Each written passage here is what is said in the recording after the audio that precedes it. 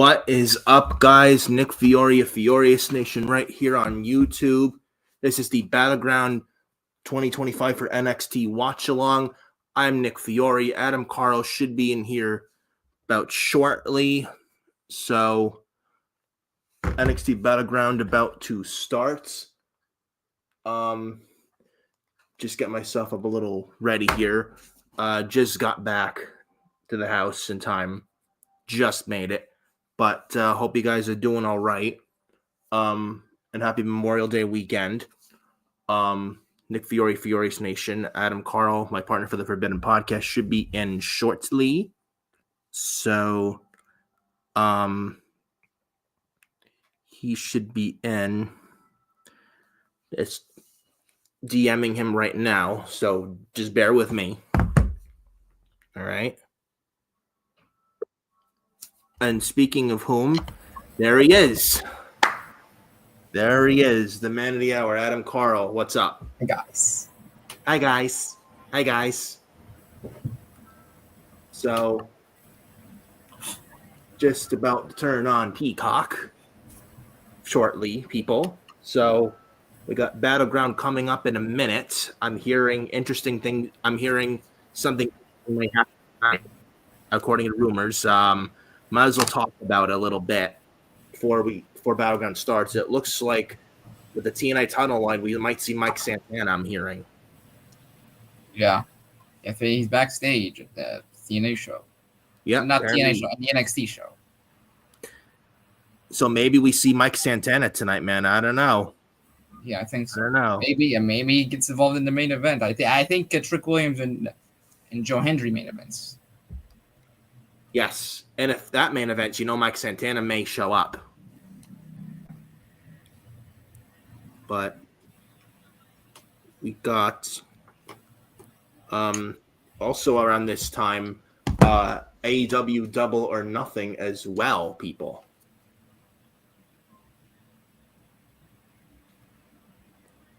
No, we got to get more people in here watching there, though. I know we just got started, but come on.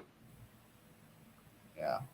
The opening match for BattleGround. Actually, before I mention BattleGround, the opening match for Double or Nothing is going to be Jamie Hayter and Mercedes Moné, as it was revealed on the pre-show. Aha. We were in Tampa live for BattleGround. And the opening match as well for BattleGround, I think you're going to like this. It's going to be Jordan Grace against Stephanie Becker. Nice. Speaking of Stephanie Becker, La Primera, greeting the fans outside, La Primera. It's a shame she's taken now by Miles Bourne, but hey, he wins though. Good. Come on, bro. I know certain people are jealous. Yeah, but well, speaking of Miles Bourne, he's with the No Quarter Catch crew with Tavion Heights, Charlie Dempsey, and Ren Sinclair. Got TNA World Champion Joe Hendry. So do you believe in Joe Hendry? Oh, I always believe in Joe Hendry, bro. I believe in Joe Hendry. But he's defending the TNA title tonight against that man, Trick Williams.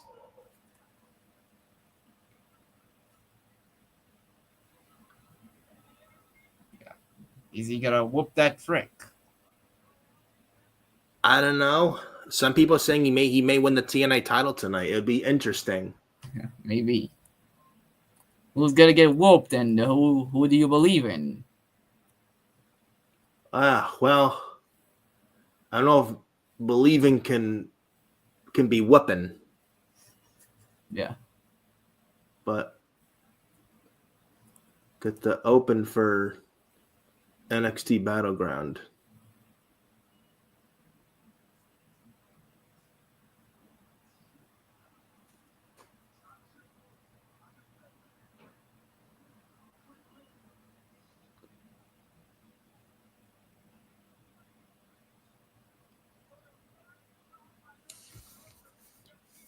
What's up, Wesley? Wesley says, hi, Adam. Hi, Nick and Adam Carl. So, Guys, while we're here, make sure you hit the like, man. Hit that like on this video. Subscribe to Furious Nation if you're new watching, and if not subscribed to Furious Nation yet, go subscribe to Furious Nation. Also, subscribe to Hardcore Sports as well. Be greatly appreciated. Go follow me on X at Fiorina579. Go follow Adam Carl on X as well. On Instagram as well. So, BattleGround, man. And we got Double or Nothing going on right now. And also, speaking of which, guys, you're watching in the chat.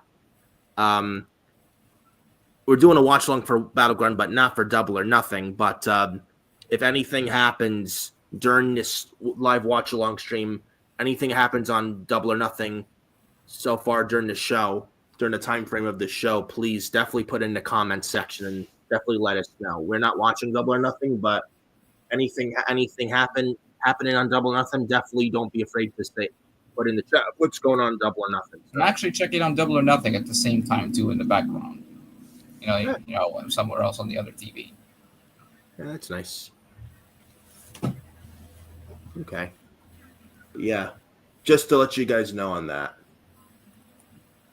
So La Primera and the Juggernaut, Stephanie Vetker and Jordan Grace, opening match for the NXT Women's title. I got Jordan Grace on this one.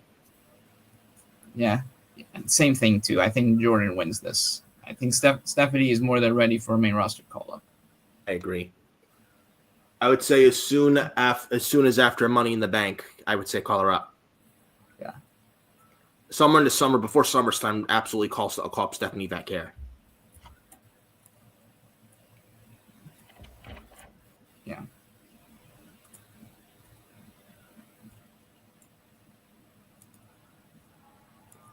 Oh no! Jordan Grace and Stephanie Vetker is not opening, but Sol Ruca and Kalani Jordan for the NXT Women's North American title is. Well, we got a women's match right opening the show. Yep. Just not the right match. And Sol Ruca with the skateboard entrance with Zarya, man. Sol Ruca. It's a nice entrance. I mean, they had an incredible match at Heatwave just, a year ago.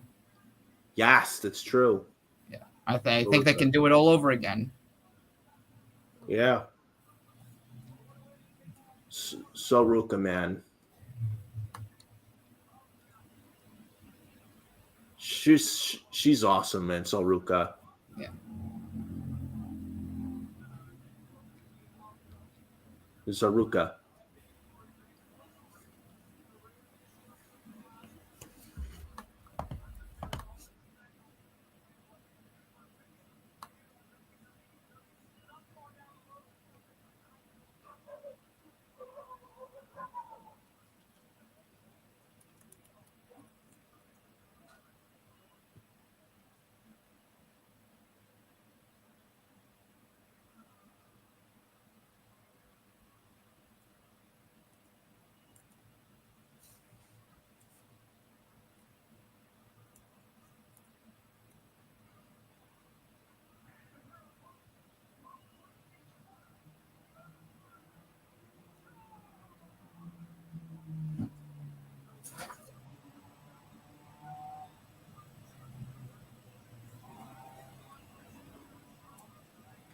Kalani Jordan making her entrance. She's dating, I think she's currently dating Carmelo Hayes, if I'm not mistaken. She doesn't miss. Nope. First ever women's North American champion.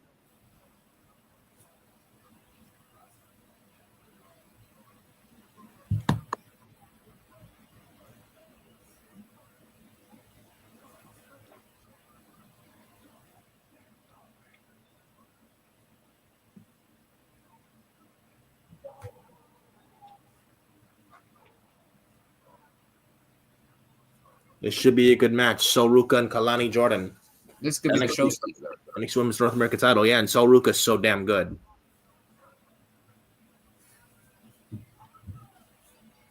Here we go. Yeah, you got Sol Ruca on this one to retain. Same thing too. I think she's holding that belt until she drops it to Dario. Yeah, and then they call up Sol Ruka to the main roster. Yeah, they're clearly building that story for the last couple of months. Yeah, and I think even a match Sol Ruka had on Tuesday in NXT this past Tuesday, she inadvertently knocked down Zarya. She still won the match, but before she won, she inadvertently knocked down Zarya. So they're teasing it. Yeah. They are definitely teasing it. Well, nice leapfrog from Sol Ruka, nice leapfrog from Kalani. Spotlight from backflips. That's a gymnastics background of both Kalani Jordan and Sol Ruka. Stalemate.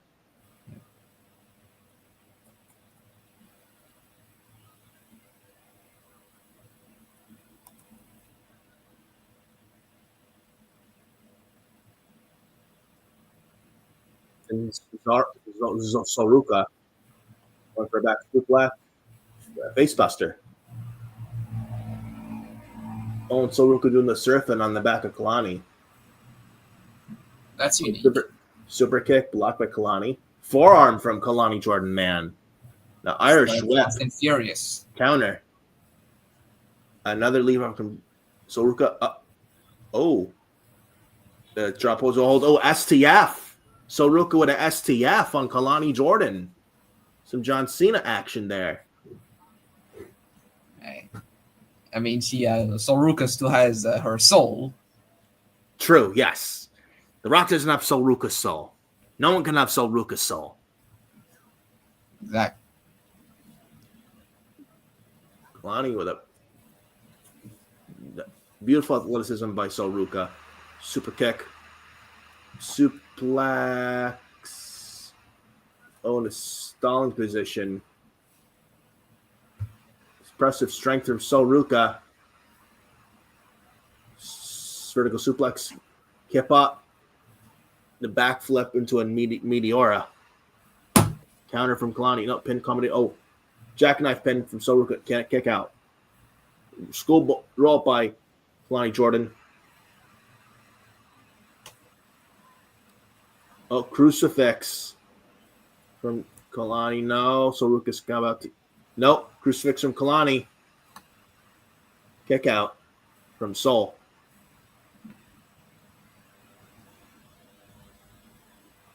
Not a bad match at all so far. And that kick to the face. I mean, they're building to that next gear.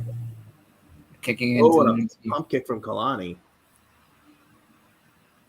Oh, like a twisting leg drop to the back of the head of Sol Ruka, bringing her to the ring. Kick out though.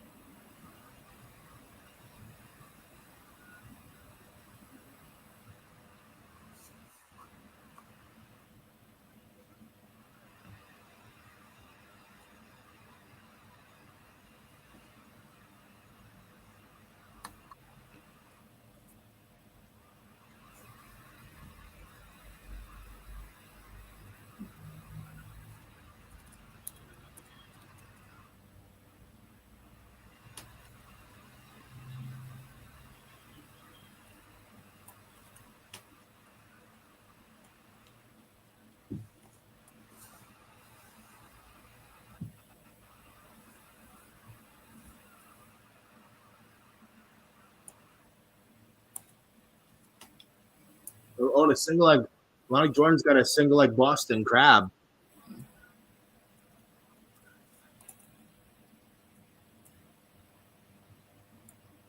Nice back and forth. You got to be creative. You got to outsmart your opponent. Oh, yeah. Full of different tricks in the book. Tricks of the trade. Kalani Jordan now. Mr. Turnbuckle. Forearm to Sol Ruka again. What's Kalani thinking here? Sol's trying to fight back. Oh, what the hell, Sol Ruka? Jump on the top rope. What the hell is Soruka? Oh! My goodness. Buster X Factor from the top rope from Soruka. Holy shit. Soruka is amazing, dude. The woman should absolutely be on the main roster soon.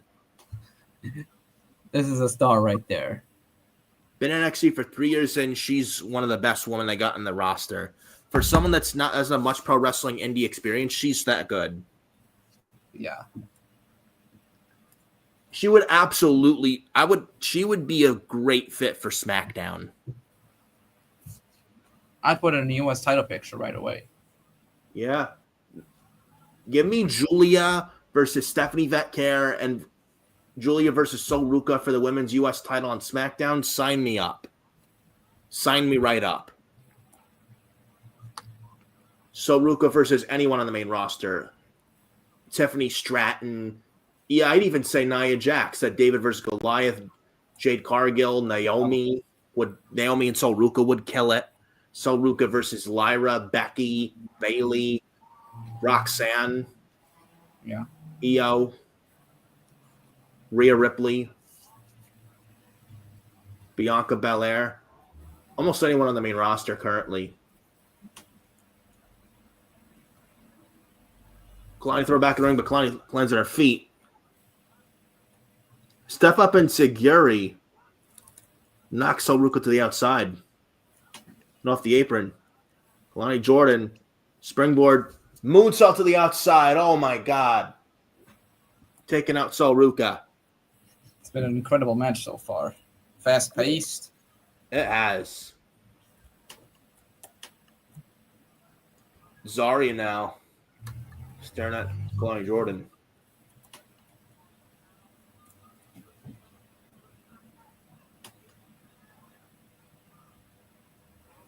Oh, Kalani Jordan went for a Hurricane Rana. Caught by Soruka.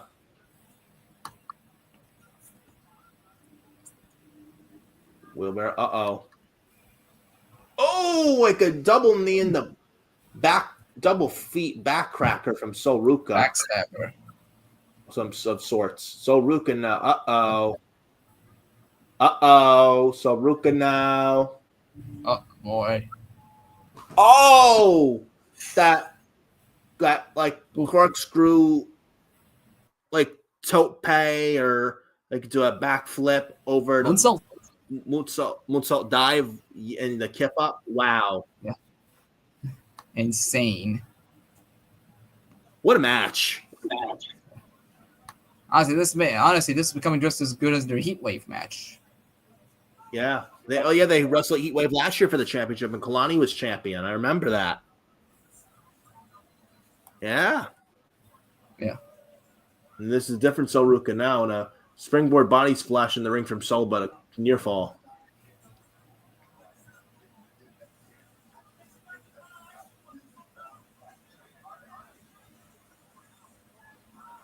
Oh, a DDT counter from Kalani Jordan. Kalani's trying to what? Uh-oh. Top rope with Kalani Jordan. 5-star frog splash. Soruka kicked out at 2. Another cover. Third one. Sol kicks out 3 times. Kalani Jordan's now getting frustrated. Well, let's say Kalani Jordan wasn't as high as RVD. No. But she's getting frustrated, though, now. Maybe if she was, she probably would have won the match now. Yeah. And both women on the top rope now. Uh-oh. Kalani, what the hell is she thinking? Uh-oh.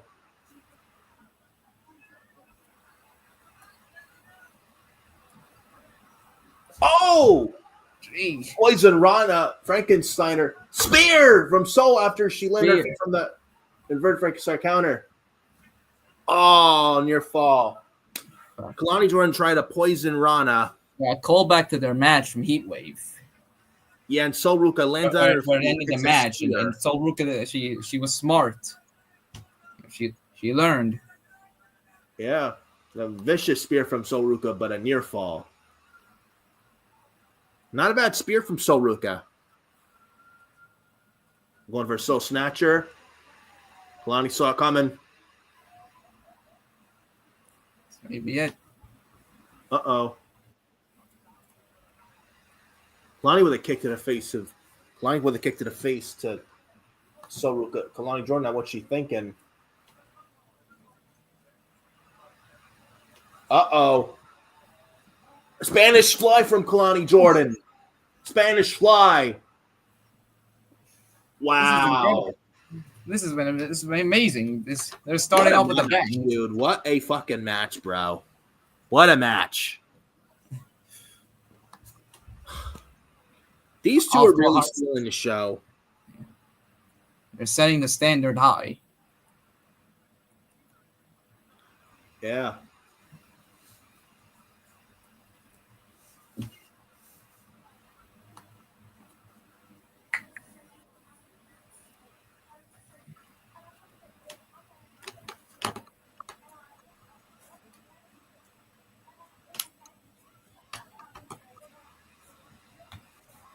Oh, blow after blow from both ladies.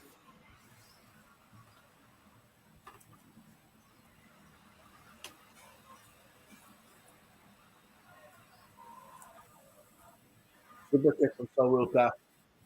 What's she thinking? Oh, no. Lonnie Jordan. On her. One of a kind split-legged. No. Missed. Zarya pulled Sol Ruka out of the way. Zarya is ejected from ringside. Right in front of the ref. Injustice. He didn't do anything wrong. To the outside from Kalani. Zarya didn't do anything wrong. She pulled Sol Ruka out of the way of Parm's position from the one-of-a-kind split-legged moonsault. She's ejected. Oh, Kalani saw the Soul Snatcher coming again. To Kalani Jordan.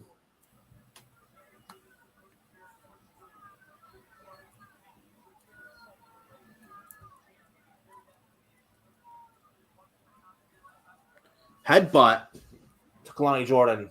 Knocking her down. Oh! Soul Snatcher from diving from the top rope. Center in the ring from Sol Ruka. Night. Sol Ruka retains. What a match. Sol Ruka retains the North American Women's title and a fucking banger. A round of applause. What's up, normal guy? What a match. What Incredible. a match. They put it all on the line. Honestly, I think this may have been better than their Heatwave match, honestly. Yeah. I agree. Both ladies fucking brought it tonight. Like, they had the gas, no brakes. They went full on speed ahead. They didn't stop, man. And they fucking killed it tonight. So Ruka's so damn good. Absolutely call her up soon. Just like Julia and Stephanie that care. For real. Normal guy. I'm watching a Knicks game. Mitch told me to come over here.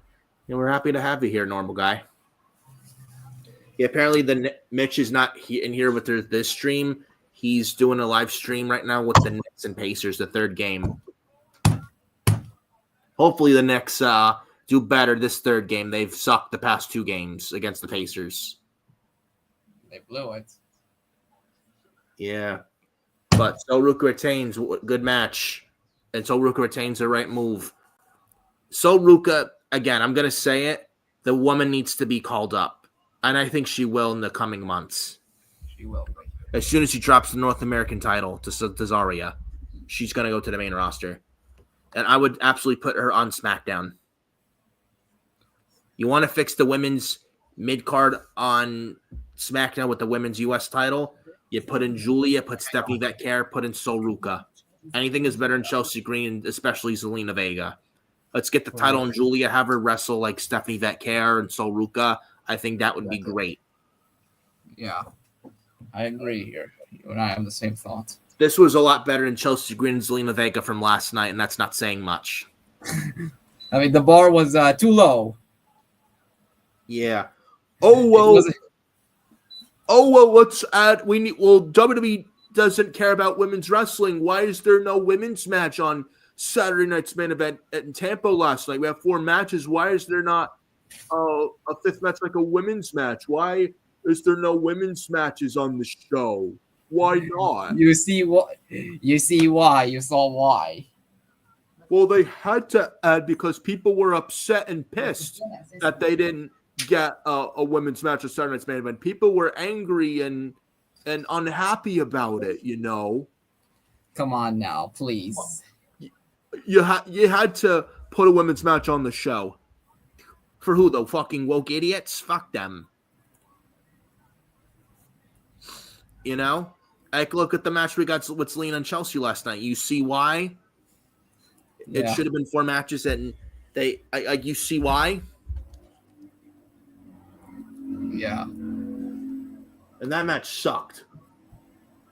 It sucked so bad. So much Zelina Vega botched a 619 in a code red and broke Chelsea Green's nose in the process. Yeah, This could have been avoided. This could have easily been avoided.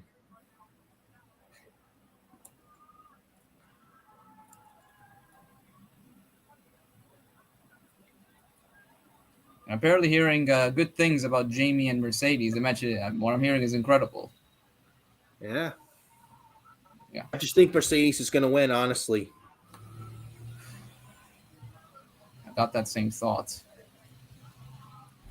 Yeah.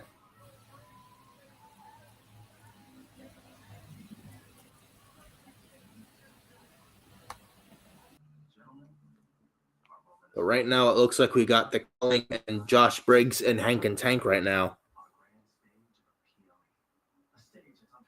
That's probably what we get right now.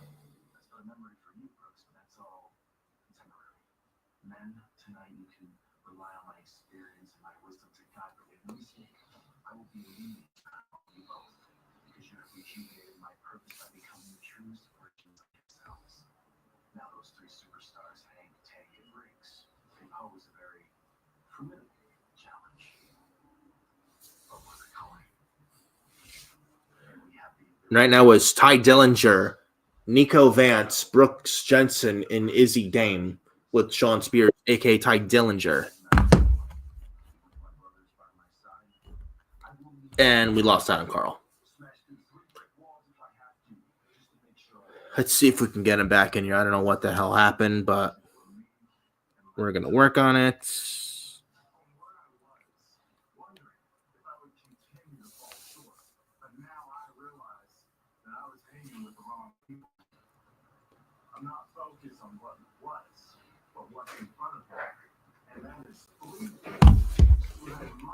See here. About to see what's up. Probably, I think this is the right filler after what was a really good NXT Women's North American title match to open this show. I think it's probably right. We have the 6-man tag. It's a filler. I don't know how you guys feel in the chat. I kind of feel this is a bathroom break match. Uh-oh. Let's see what we got in here. It's back in the chat. Let's see. In the stream, let's see. Hold on.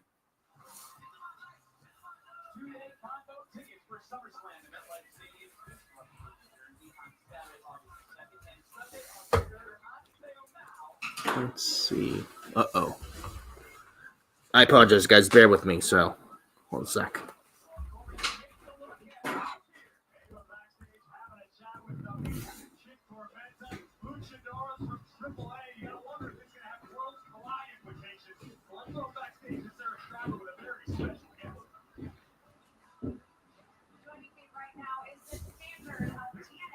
Oh, Mike Santana from TNA in the house, people. TNA is Mike Santana, a former LAX member and former AEW wrestler, current TNA wrestler, Mike Santana, man. Mike Santana is here. Man, Mike Santana is in WWE, appearing on WWE television, man. Wow. Love this. From the Bronx, Mike Santana. And I've watched his work on the Indies on his own after splitting away from Ortiz and at the end of LAX. And I've seen some of his work on the Indies and in TNA and such. Man, Mike Santana, he's so good. He is so good. He's a guy I would love to see get a shot in WWE. I think he'd do great in NXT, and I think Triple H and Shawn Michaels would treat him very well. I'd love to see him get a chance at the big leagues in the WWE.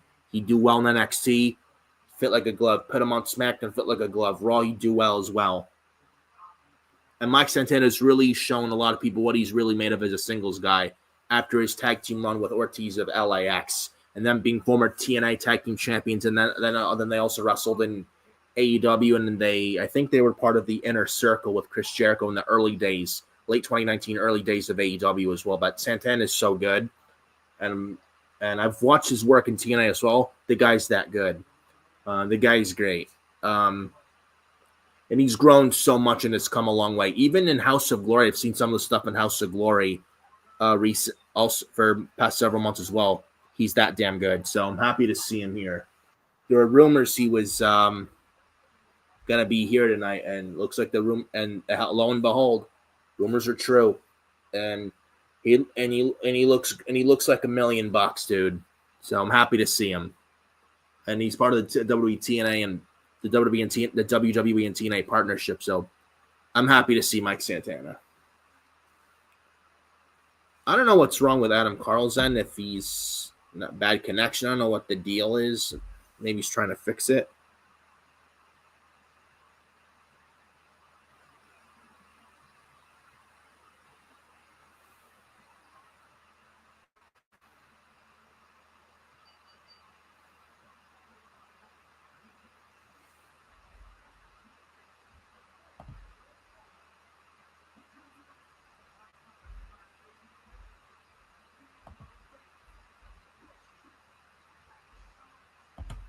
Let's see.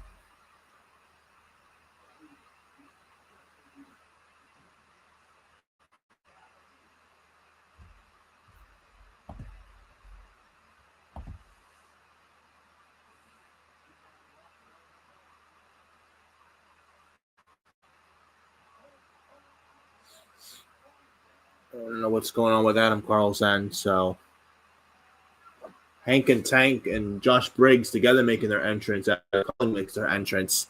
It's a bathroom break match. I'll be honest, it's a bathroom break match. No one really cares for this. I don't think so.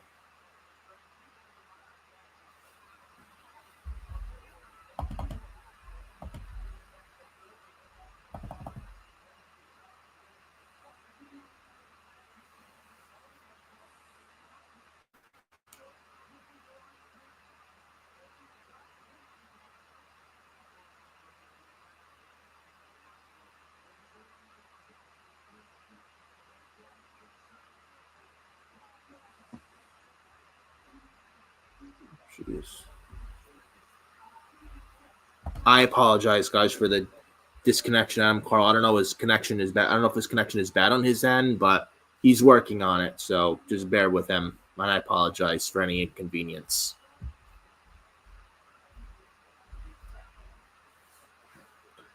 Here we go. 6-man tag. Josh Briggs, Hank, and tag team champions Hank and Tank. Taking on Nico Vance, Brooks Jensen, and Sean Spears of the Culling.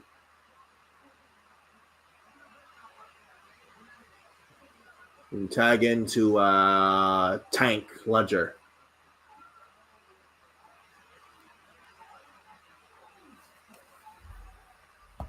And normal guy, y'all good? we're kind of working on it, normal guy. We apologize. I don't know what the heck's going on with Adam Carlson, if his connection is down, or I don't know what the hell's going on over there. Hopefully he's able to resolve it. I don't know what's going on. But Hear me? there we go. He's back. Dude, what the hell happened? I don't know.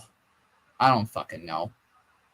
Connection somehow, probably, or I would assume. Probably mic problems. Yeah. Oh, mic problems. I guess mic problems. Yeah. No. Well, it sucks that you were out for a while with the mic problems, because Mike Santana just showed up on Cameo. Again? What the hell? Another mic problem. Another mic problem.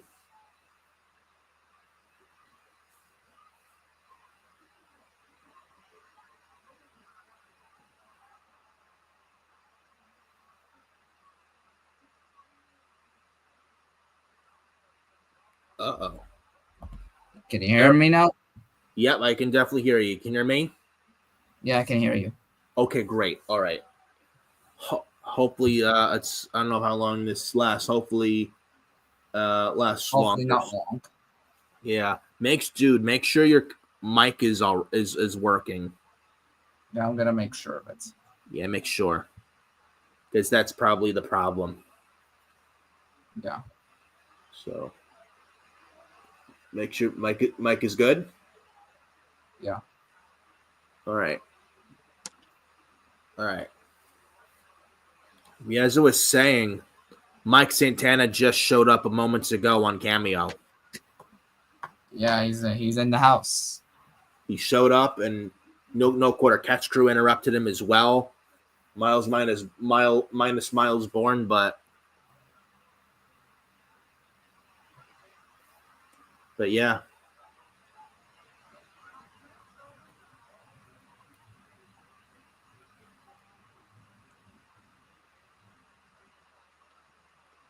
But yeah, Mike Santana, and dude, I've watched his work on the Indies and TNA and House of Glory. The guy's very good, coming a long way from LAX and Ortiz.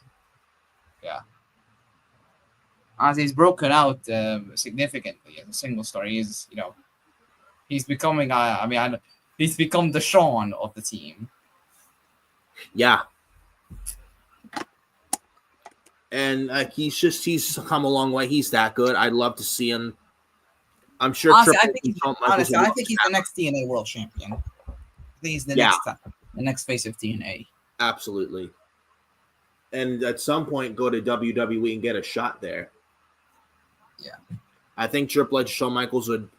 I'm sure they'd be more than happy to give him an opportunity. And he looked like $1 million too. I'm just very happy to see him. Yeah. The man is really good. I'd love to see Mustafa Ali at one point show up on NXT TV again. Yeah. You and me both.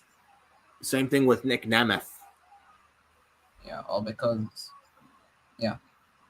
Back body drop from Hank Walker that was on Brooks Jensen. Tagging Sean Spears, tagging the Tank Ledger. Is he related to Heath Ledger? No. Unfortunately. That would be something. That would have been something. Yeah.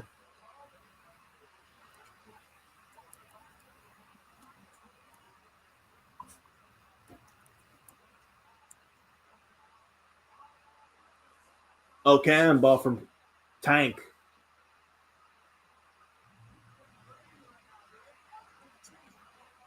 Tank Ledger now.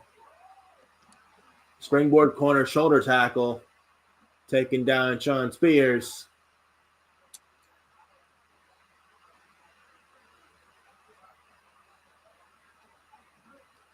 Big boot on Nico Vance from Josh Briggs. And Josh Briggs with a backbreaker on Brooks Jensen, his former tag team partner. And former tag team champion partner as well.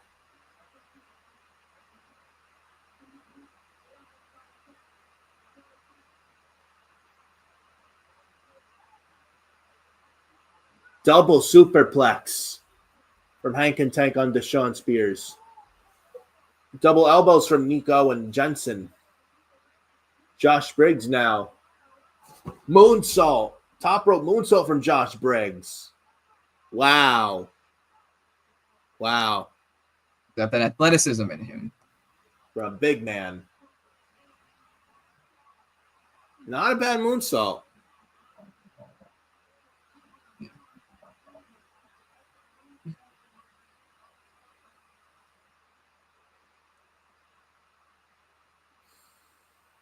Not too bad.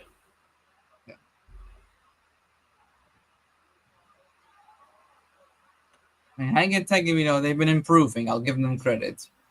They have. Oh! What a kick from Brooks Jensen. The hell was that? Like a GTS kick? I don't know what the hell was that from Brooks Jensen. Oh shit. Apparently on the other side, we got guy from Sean Spears taking out Josh Briggs. Oh, a double foot stomp into a Dominator combo from Vance and Jensen. Cover on Tank. Wait, what? Almost a 3 count. What the hell? Was this a botch? I don't know if the referee was, what the hell is he doing? Well, just to keep tabs on Double or Nothing, the next match is FTR against Danny Garcia and Nigel. New one with Mercedes and Jamie. Yeah. Who won? I'll give you a quick guess as to who won. Mercedes? Yes. You guessed it. And here's your prize, bro. A prize is watermelon and pineapples and Titus Catering. I know. I mean, I'm not shocked, but why? We're getting Mercedes Moné and Toni Storm for the AEW Women's World Title at All in Texas. So they're really gonna give the AEW Women's World Title to Mercedes at All In. It's the title for title. It's apparently the battle of the titles. I mean, All In's shaping up to be the show for Battle of the Belts. Well, Mercedes 4 belts has to be 4 belts. She lost 1 title. Yeah, to keep that spot nice and warm for the AEW Women's World Title. It's coming. All in Texas, July 12th. It's coming. So we're getting Okada and Omega for both international and continental titles. And I'm sure we're going to get Tony and Mercedes for both TBS and women's titles. Is this All In or is this a unification show? I couldn't tell you. Might as well merge all the belts at this point. Yeah, too many fucking titles in fucking AEW. And Hank and Tank, they're fired up. Brooks Jensen in the middle of the ring. Oh, Izzy Dame about to hop on the apron. Nope. Double body splash to Brooks Jensen. Oh, the chop block power slam combo. Pin combo. And Jensen gets pinned for Hank and Tank and Josh Briggs to get the win. Right call. Right call. The right move. No one cares about the calling. Nobody gives a shit about the calling. Let's be real. It was honestly just to give Hank and Tank a successful title defense on it, more than anything. Well, the titles weren't on the line, though. Yeah. Wait, were they? I thought they were. Regular 6-man tag. Oh, okay. Oh my god, can you imagine? Yeah. I actually thought the belts were on the line. Yeah, but Hank and Tank, they've improved. You can tell they're improving. Yeah. I mean, credit where it's due. I mean, we give credit where it's due. Yeah. They have massively improved. And Josh Briggs, I'm not the biggest Josh Briggs guy. I will give Josh Briggs credit. He even brought a little bit tonight as well. Oh, and the calling. Post-match attack. Sore losers. Sorry that you weren't just as good as they were. Yeah. Mr. Perfect 10. Oh, Izzy Dame. Uh-oh. He wasn't so perfect. See, Dame is bringing a chair, and what the hell? Someone's bringing a chair in. Yeah, well, maybe perfect, and he wasn't so perfect tonight. Oh, Inamura, Josh Briggs' tag team partner, has a chair. He's kicking the Collins' asses, hauling ass. Inamura, Josh Briggs' partner. Josh Briggs. Brooks Jensen closing over the top rope from Josh Briggs. Inamura is back. I thought the guy was in Japan.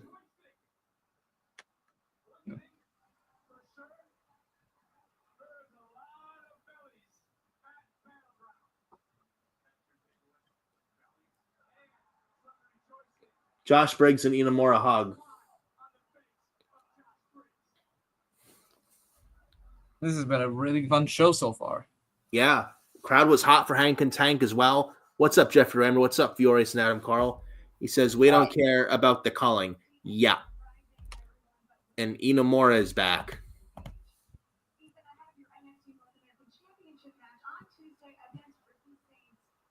Ethan Page backstage interview. He's going to wrestle Ricky Saints this Tuesday NXT for the North American title.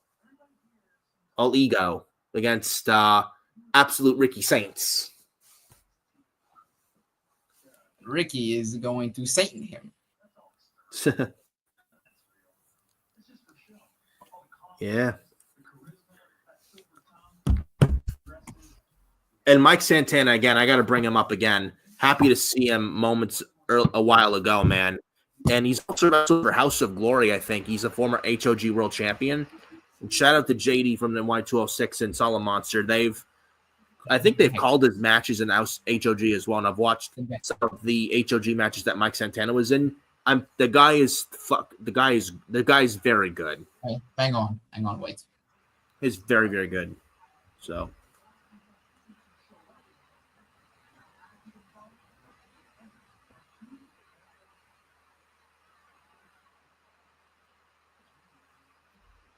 Jeffrey Reimer. Oh yeah, Mike Santana is a beast. Indeed, he is.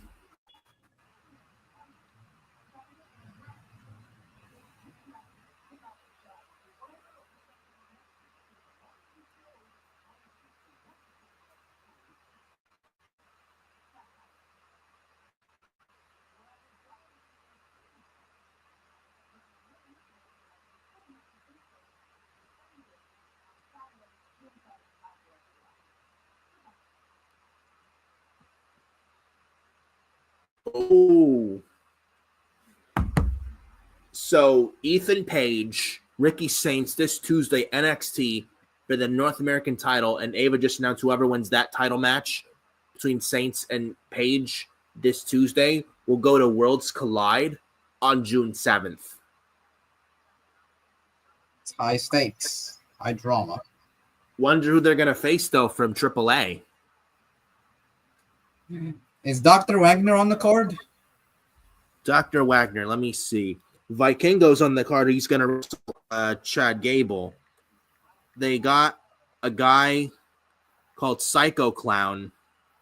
He's in a 6-man tag at Worlds Collide against him and 2 other partners against Legado del Fantasma, Angel Berto, and Santos Escobar. They had a little cinema vignette during SmackDown this past Friday that when Legado said they're going to challenge Psycho Clown and 2 other guys in a 6-man tag at Worlds Collide June 7th.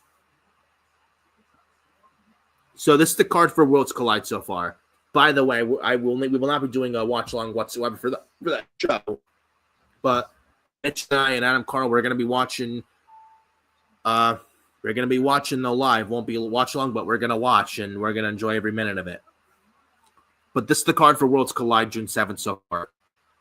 In Inglewood, California, in LA, Kia Forum. Legado del Fantasma. This is Angel Berto and Santos Escobar against El Hijo de Dr. Wagner Jr., Pagano, and Psycho Clown. 6-man tag. And then Chad Gable versus El Hijo del Vikingo. So Wagner is on the card. He's not gonna wrestle for the North American title. Or maybe it is for the North American title. I don't know, but either way, I'm excited. And Jeffrey Reimer says, "Love this TNA partnership." Oh yeah, I would love to see Dolph Ziggler and Mustafa Ali at some point in this partnership with NXT and TNA. Man, I'd love to see it. Maybe we already got the Hardys. Yep, and we got Santino Marella, the TNA director. Santino Marella. Yeah, TNA director, the Cobra. Yes, the Cobra. And Santino. Former Intercontinental Champion Santino Manetta. We just need him to say, you have a big mouth, John Cena. Who knows? Maybe Santino could show up on SmackDown. Yeah, or Raw, yeah. Either one. And he could confront Cena. He tells him he has a big mouth. Yeah. Jeffrey Reimer says, this Worlds Collide should be a good show as well. Yeah, we're looking forward to it. Then he says, if Alberto Del Dipshit wasn't an asshole, it could have been him. Yeah. Yeah, exactly. And is Santino's daughter, Ariana Grace, over there doing double duty? Yep, this is true. I've seen some of the TNA stuff with them lately. And yes, Jeffrey Reimer, John Cena was hilarious. Even Rey Mysterio and is the time. This is Santino Manetta time. Randy Orton, you son of a gun. De Batista. De Batista.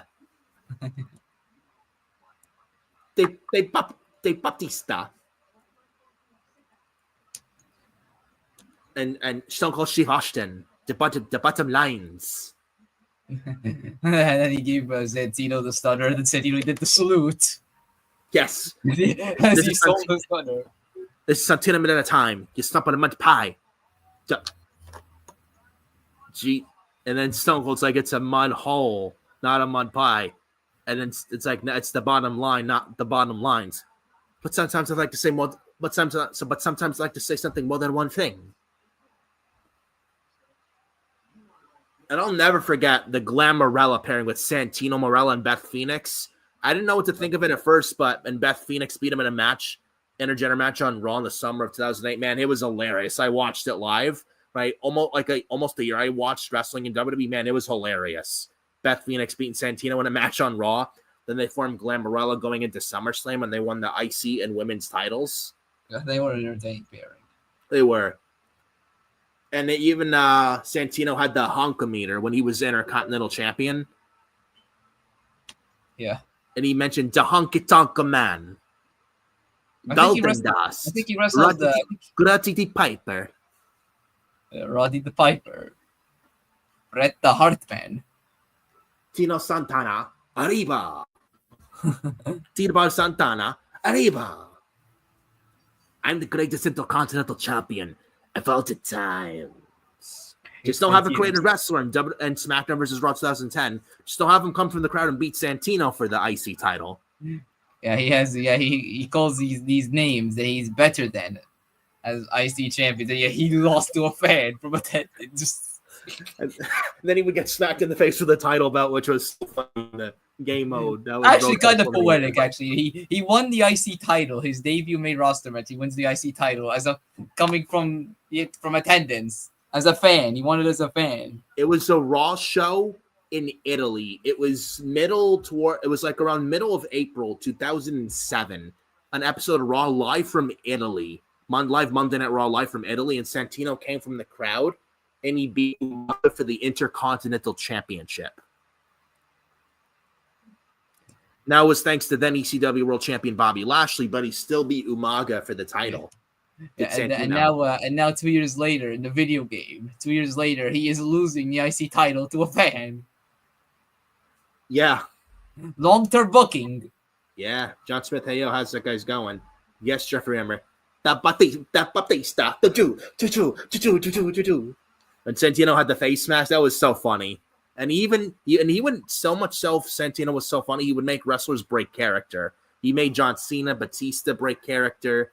Even that rap on an episode of Raw late 08, Santino was on like a little podium in the ring. He had the rapping hat, cap sideways. He'd rap when I think he had the then late 08 Raw roster, like CM Punk was a World Tag Team Champ at the time with Kofi Kingston. He had Kane there. I think he had William Regal, Rey Mysterio there. I think JBL, Cody Rhodes. I think he had Jamie Noble. This was the late 08 Raw roster. I think he had what else did you have there? I mentioned CM Punk, Kofi Kingston, who were the World Tag Team Champs at the time. You had Rey Mysterio. You had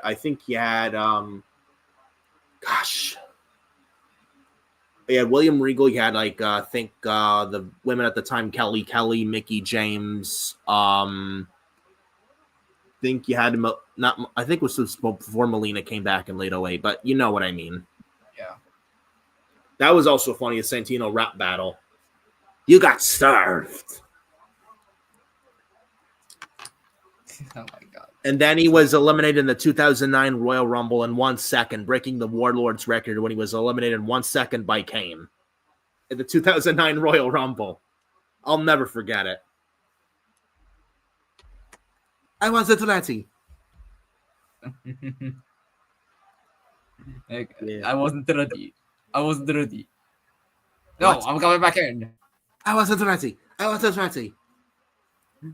No, I'm coming back in. Making character laughing his ass off. Too late.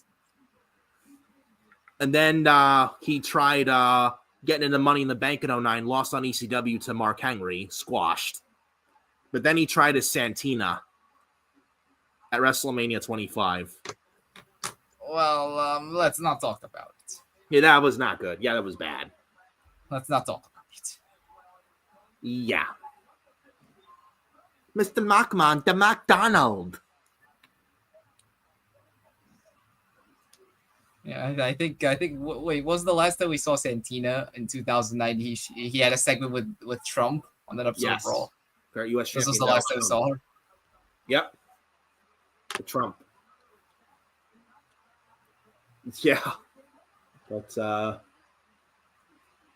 yeah. And I can't forget. I got one other thing about Santina before this match with Stacks and Tony D. Man, Santino Marella trying Melina's split leg entrance. Did Santino fail miserably?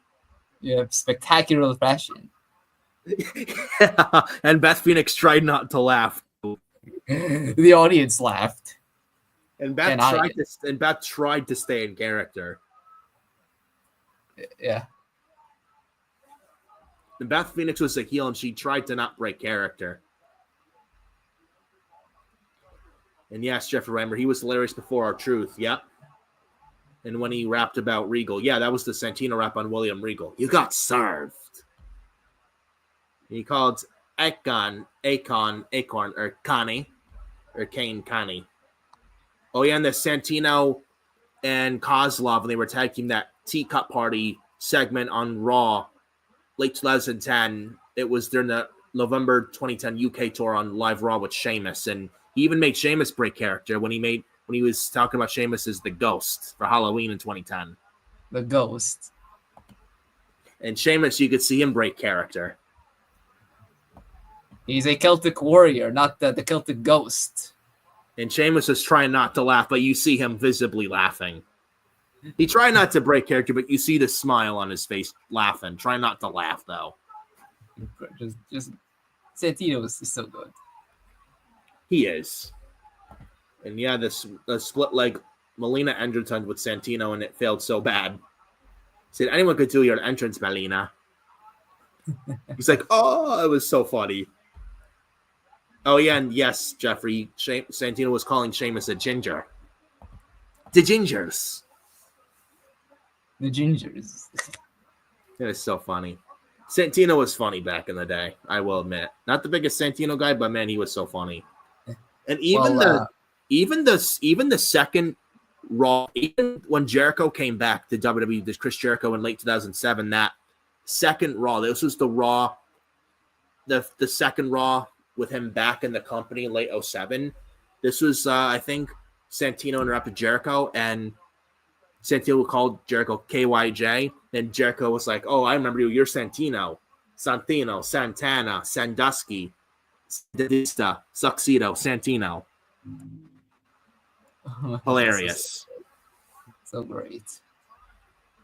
Then he challenged Jericho. Then Santino and Jericho had an impromptu match.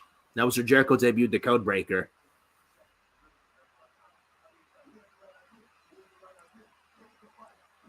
Oh, and Santino also made Jim Ross break character too.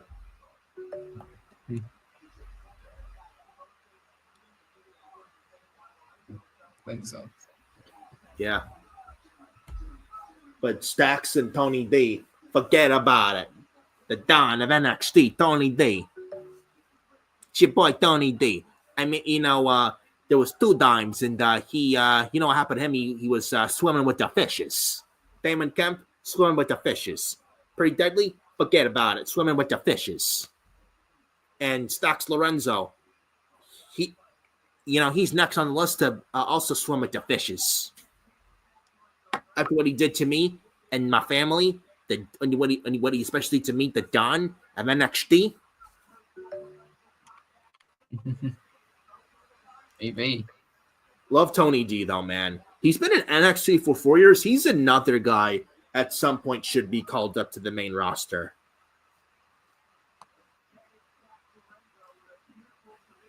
He's another guy.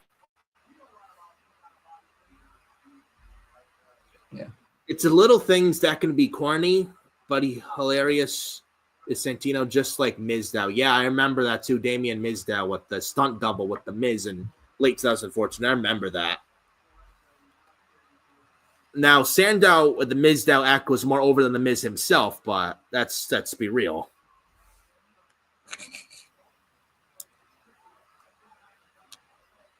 But Miz is awesome, and Mizdow happened to be more over than him.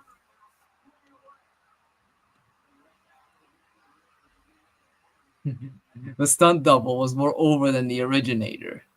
Yeah. Go figure. Back shot from Stacks. Seguri. We got Stacks and Tony D right now. After this, we got Jordan Gray, Stephanie Vetcare. Oh, like a knee stomp from Stacks. Kick out from Tony D. Kick out from the Don of NXT. After this, we got Jordan Gray, Stephanie Vetcare, Obafemi, Miles Bourne, and Joe Hendry and Trick Williams. So it looks like Hendry and Williams is the main event. Thanks. I think it does. I think it probably does. Something big's gonna happen if that. I mean, I would not be surprised if Trick Williams wins the TNA title. In fact, I'd probably do it. It's something different. I don't know if someone interrupts him or Santana does. I don't know, but I think it'd be very different if Trick Williams wins the TNA title. I'm actually pulling for Trick Williams to win the TNA championship tonight.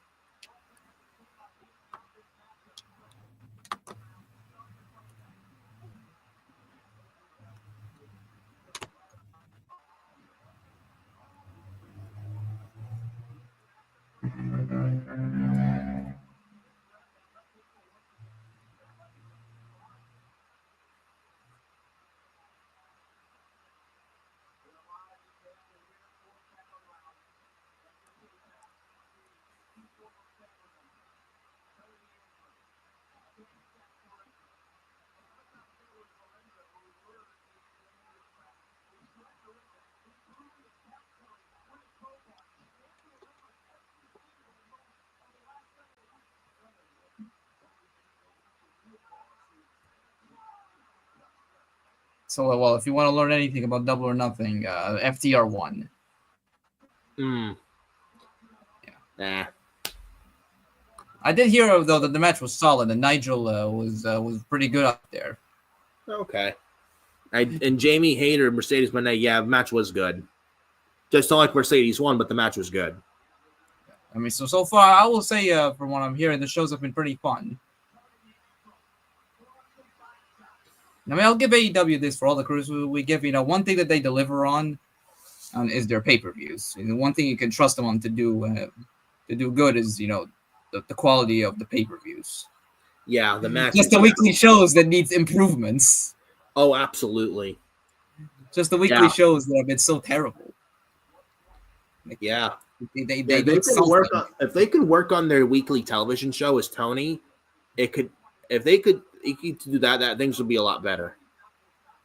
Actually, up next, it's the stretcher match between Mark Briscoe and Ricochet. Who? Yeah, Trevor Mann. He's not a man, bro.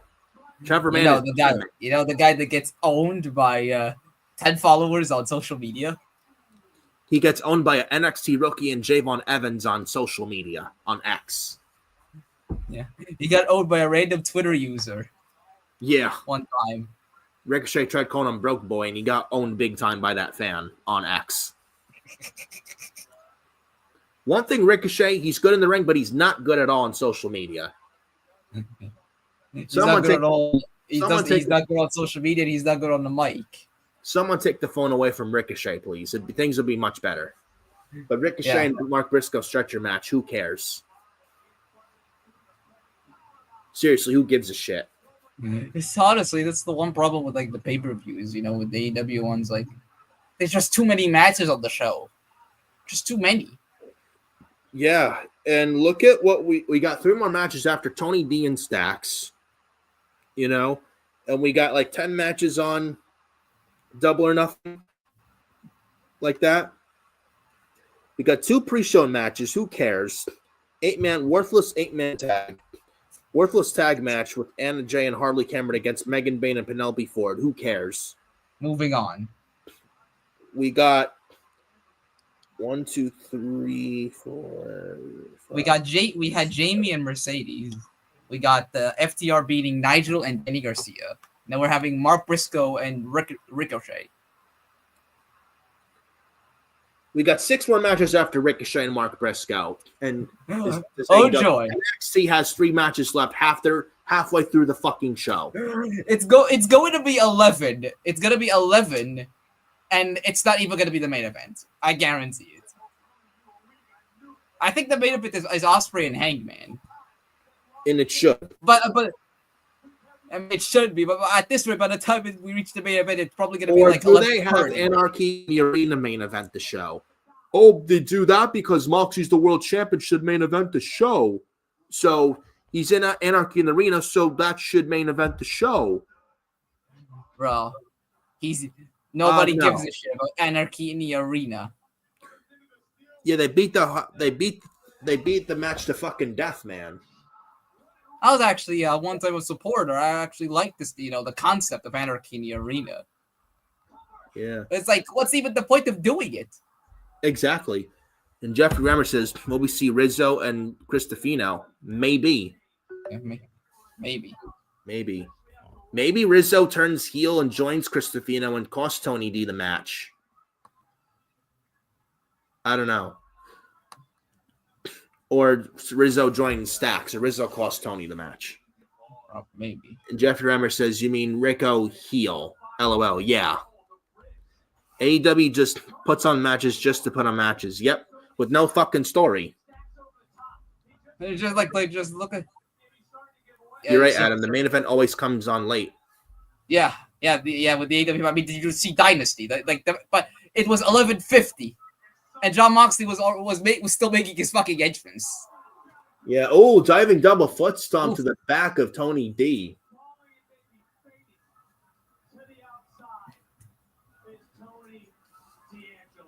So it's like to get off the topic, but when it was 11:50, Jon Moxley was still making his entrance before his match with Swerve, and that was a Dynasty. And the match went on until 12:20 into the morning. Yeah. Horrible. Oh, Stacks is going to look for a crowbar. Uh-oh. Not that match. Uh-oh. Tony D. One step ahead of Stacks. Look at Tony D's got the crowbar. No. He's going to be outsmarted. Close from Tony D. Spear from Tony D.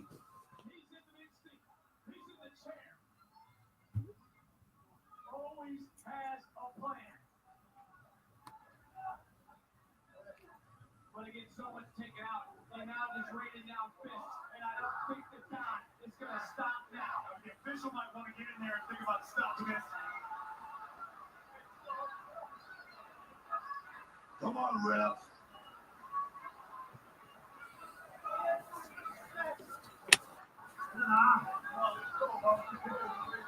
Hang on.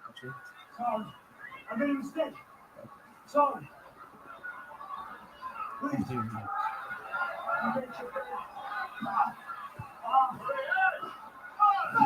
Oh, stomp with the bottom rope and the throat of Stacks from Tony D. This has been physical. It's been a war. Big spine buster from Tony D. Oh, Cristofino. Cristofino's here.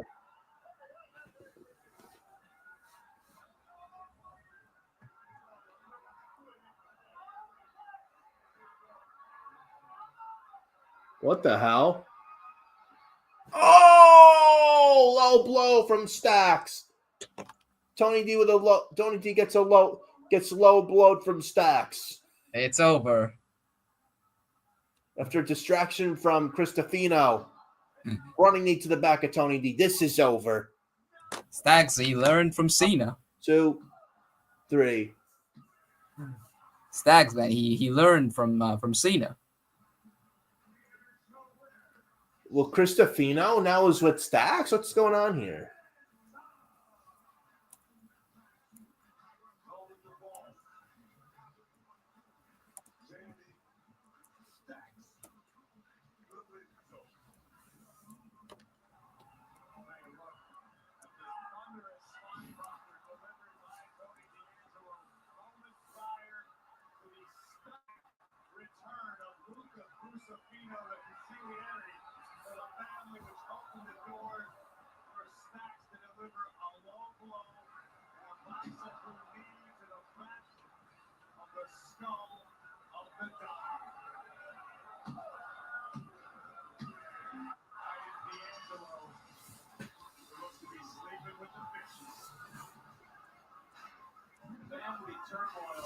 Uh-oh.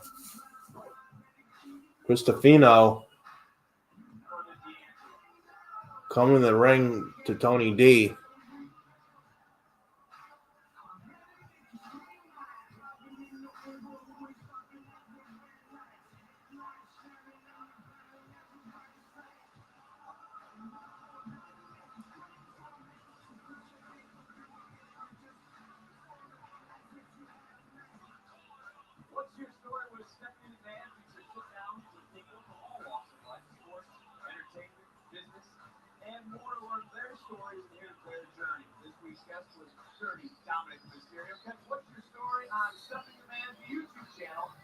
Audio platform where you get your podcast. And Stephanie has been very busy of late. An all-new Stephanie's Places is out, featuring a two-time WWE Hall of Famer.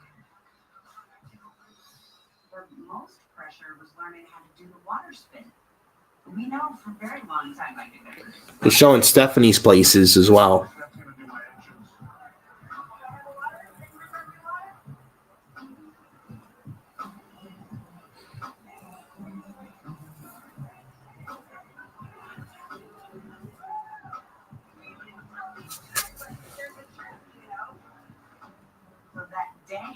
Of WrestleMania, we have all this pressure for like 2 hours. I'm standing in front of the shower trying to do your water spin. I don't know if I can water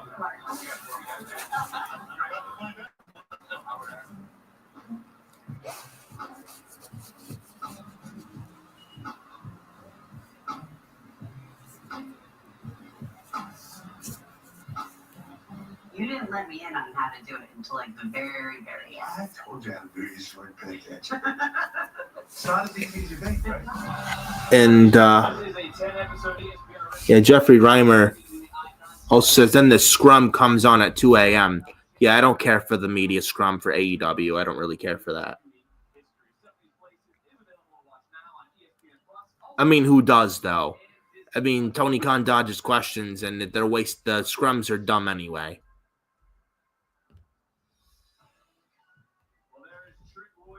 Yeah, Jeffrey, I'm surprised Rizzo wasn't there. I thought we'd get her, but maybe we'll get her at some point. Maybe. Tony D doesn't trust anyone now. Nope. Honestly, I just call up Tony D right now, honestly.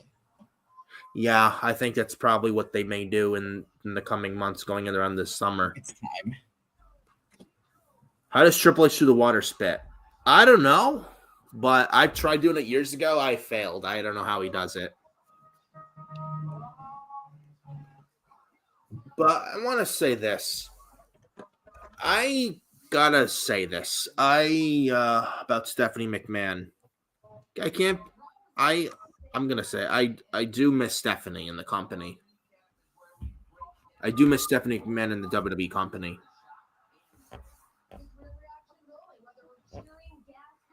I don't know if she wants to come back, but I honestly would really love to have her back. And I don't hate Triple H. I mean, he's not a bad booker. He's not doing a good job right now. But I feel like if Stephanie McMahon were to come back, I could say if you want to bring you bring her back. I honestly feel, I don't know how you feel. I think bringing Stephanie back would probably be best for business because it would help not only the WWE a lot, but I think in Triple H being a good booker, he's not doing a good job right now, currently. But I think if you bring Stephanie McMahon back, it would take a lot of the pressure. I think it would take a bunch of the pressure off of her husband, Paul Levesque. Yeah. I don't know how you feel. I don't know how you feel, Adam, about it. And chat, let me know. Let us know what you feel about that. So what do I feel about Stephanie returning? Would you love to see Stephanie McMahon back? Because do you feel like she could help out her husband right now? I mean, Triple H is not a bad booker. He's not doing a good job right now, currently at this time. I mean, they're in a lull right now. But do you think bringing Stephanie back in the future would be ideal and the best thing for the company, especially to take a lot of pressure off of her husband's back? Because I feel like I think there's a lot of pressure. I think he's a little, I don't know if he's a little burnt out. I mean, do you feel like bringing Stephanie back in the future would be the best thing and take a lot of pressure off the back of her husband, Paul Levesque, Triple H? Maybe. And honestly, Stephanie should have never left in the first place. I'll be real. She should have never left. But her father drove her to fucking quit because her father wanted to sell the company. But we all know it was never about selling the company. Yeah, he never wanted to sell the company. He wanted ultimate power. Full power. He wanted ultimate power by selling the company to someone who's going to keep him in charge, thinking his best friend Ari would give him all the power because he's friends with Ari. But nope. You don't fuck with Ari. You don't fuck with Endeavor. And the thing is, Triple H is not Vince. And then Vince got forced out for good. And you see what happened. Yeah. And I think Stephanie, and I'm sure they would be open to having her back, and I'm sure she'd want to go back. I honestly would have asked her personally, like just someone else and her.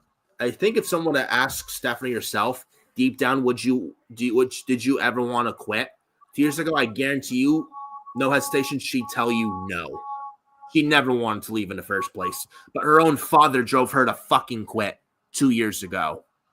Because Vince couldn't stay away. Because his family was booking the company a lot better than him. Instead of putting the company in the hands of his family, he sold it to someone he knew at Endeavor, to his friend Ari Emanuel. Instead of keeping the company in the McMahon family and having the company what should have been a family legacy with his children and his son-in-law running the company. His daughter and his son-in-law running the company. Vince just couldn't stay away. And he couldn't stand it that his own daughter, his own son-in-law was booking the company a lot better than him and a lot better than he ever did. And he couldn't and Vince could not stand it whatsoever.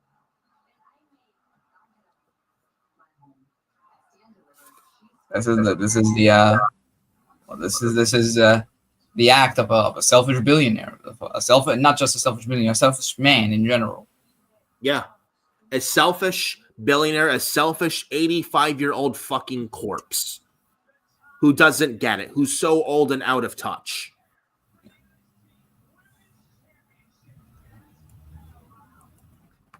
And Jeffrey says, I do, buddy. I do miss Stephanie in the company, too. And he says, I'm glad she's doing all this outside stuff with the podcast and Stephanie's places. I agree. I just wish she was back. And Jeffrey Reimer says, I blame her father for driving her away 2 times. Yeah. And the thing is, Jeffrey, Vince did not give a shit. He never gave a shit. He would have, Vince doesn't care about his own family. He'd fire his daughter like that. He don't care. Vince didn't care about his own daughter, his own son, his own son-in-law. Vince never cared about his own family, his own flesh and blood. Facts. And then Jeffrey Reimer says, and those allegations came out and was the last straw. Yep, and now Vince is out and out for good, and he's never coming back to the company. I heard something not long ago. Jonathan Coachman thinks Vince McMahon's going to buy back the WWE and buy back the company. Never going to happen. Please. Never going to fucking happen. Never trust Jonathan Coachman. The guy has done nothing in this business. It's the same man who trashed Bayley not long ago. Jonathan Coachman will only be remembered. His only memorable thing is getting pissed on by Vince in that one segment on Raw backstage. And being an utter Vince McMahon stooge. Yeah, this is his legacy. Getting his pants pissed on in a segment with DX arrogant in the production truck. When they took over the production truck around 4th of July of 2006. I remember that Raw. When they took over the production truck, both Triple H and Shawn Michaels, and Vince was using the men's room, and Jonathan Coachman got Vince McMahon pissed all over his nice, good old nice suit. Yeah, Vince McMahon basically, well, he's taking a piss. He shouts out, "Eighth wonder of the world, Andre the Giant." Yeah. Yeah. He never wishes Shane McMahon a proper happy birthday on Twitter. Nope. He even fired his own son right after the 2022 Royal Rumble. Yeah, wait, wasn't there a tweet where he basically said, "Happy birthday, Shane McMahon"? And basically it's been used as a meme ever since. Yeah. And yes, Jeffrey, also Jonathan Coachman also being embarrassed by The Rock. How did you come up with the name Coach? Well, it doesn't matter how you came up with the name Coach.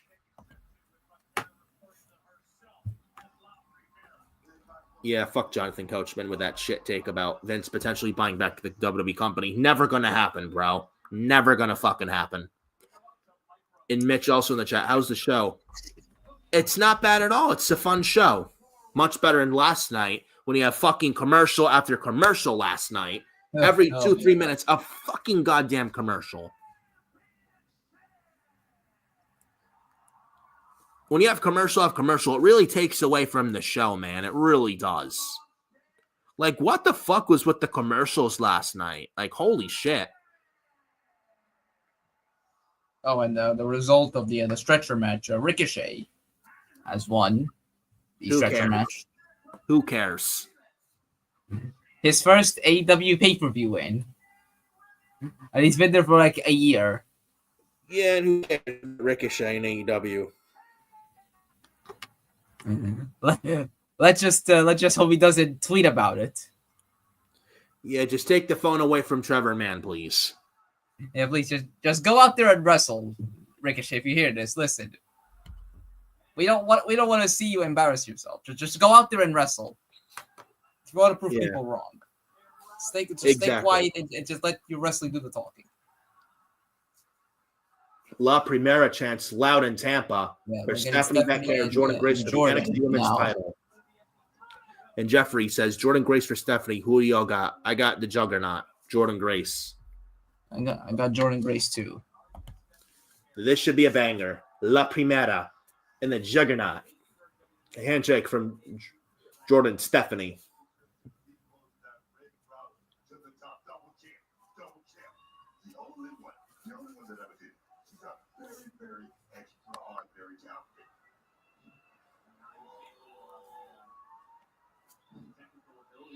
You are one who always tells me about, strategies, how you look at both athletes that are in the ring quickly. Do you see this as a power versus technical ability sort of matchup? Absolutely. I would suggest both these women sort of live in their wheelhouses. Jordan Grace brings next level power to every match she competes in. But Kara, as we're seeing right before our very eyes, is a technical wizard.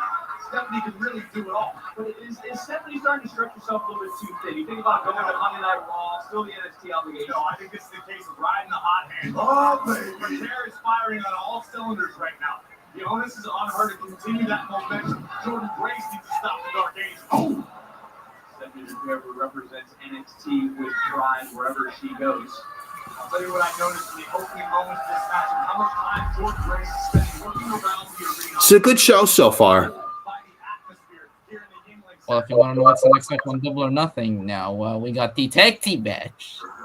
Tag team title match. The Hurt Syndicate against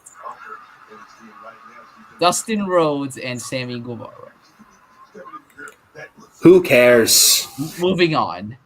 We know the outcome already. We know the outcome. Who gives a fuck about the Ring of Honor tag team titles? Who gives a fuck about Ring of Honor? Again, this is the problem with AEW pay-per-views. One of their biggest problems, like too many matches on the card. And yes, Jeffrey, stay off Twitter, Ricochet.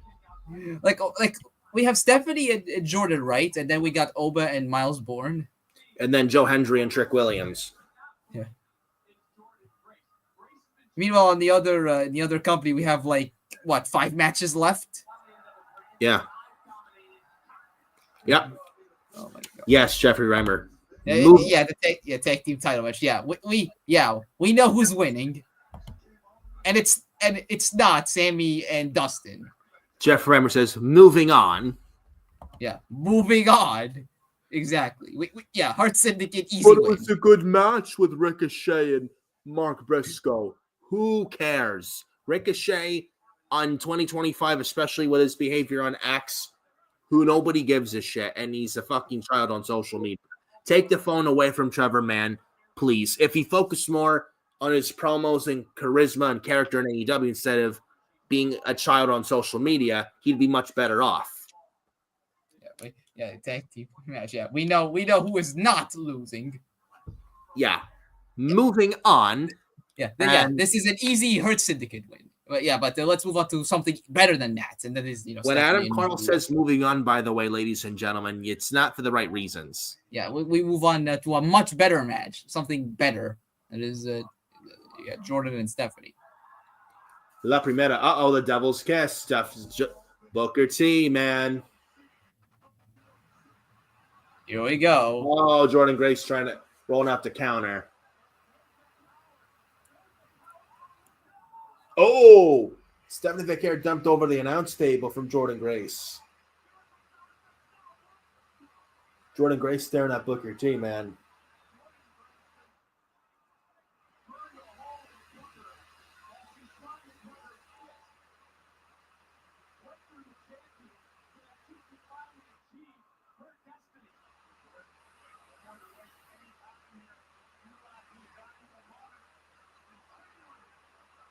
Oh, Stephanie thrown to the corner to barricade.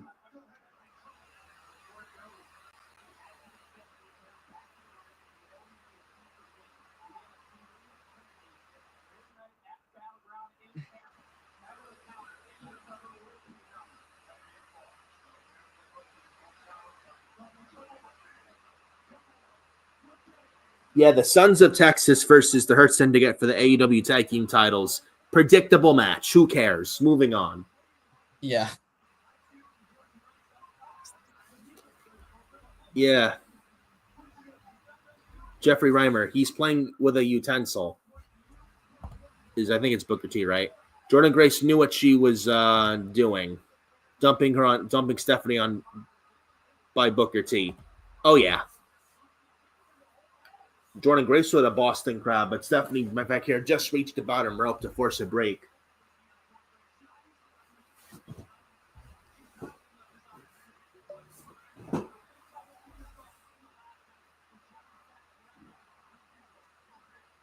Loud La Primera chants in Tampa.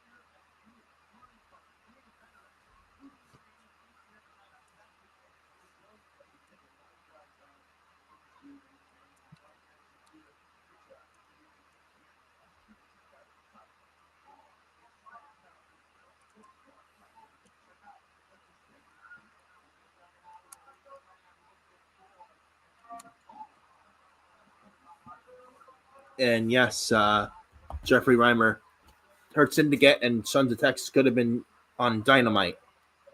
Yeah. Honestly, yeah. Honestly, a lot of the matches we see on Double or Nothing, they could be on Dynamite or Collision. Yeah. Oh, No, most of them instead just filler. of putting them on Dynamite to make the shows matter, but they're on Double or Nothing for matches just for the sake of Because we need on the card just everybody for on the sake. card as humanly possible. Yeah, matches on the card just for the sake, and matches on the card that don't make sense, that don't need to be on the card. Let's just get everybody as spot on the card as possible. Let's get as many people on the card. Yeah, there's no. It's like This is the Tony Khan mentality. Yeah. Should really take a page from Triple H with quality over quantity. Less is more. Yeah. You don't need to put everyone on the show, on the PLE or pay-per-view card. Save the matches that don't make the card for the weekly shows to make those shows mean something. Stephanie Becker tried this earlier. Now this time, one of her Devil's Kiss again is La Primera. She hits it.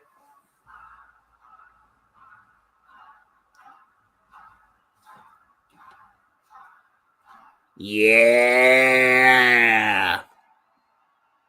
Booker T's gonna love it. Yeah. Booker T going crazy. Rumor has it that he's chuckling. Gosh, who doesn't love Stephanie Becker, man? Booker T, man. He's I don't know if he's going to be in a lot of trouble tonight with his wife, Charmel. Who knows? Maybe we get Charmel versus Stephanie Becker. Yeah. They both fight over Booker T. Yeah. Well, I'm sure, though, in all seriousness, I don't think his wife minds because she knows. Yeah. And Booker T is he's a good man. He is. He's a lucky guy, though, with Stephanie on NXT. He's a lucky guy. I mean, who doesn't love Stephanie Becker? Who doesn't love La Primera?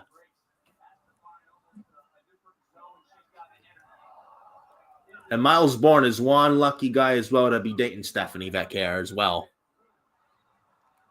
He made a lot of people jealous. Yeah. Oh well, I have a shot at Stephanie Becker. She's mine.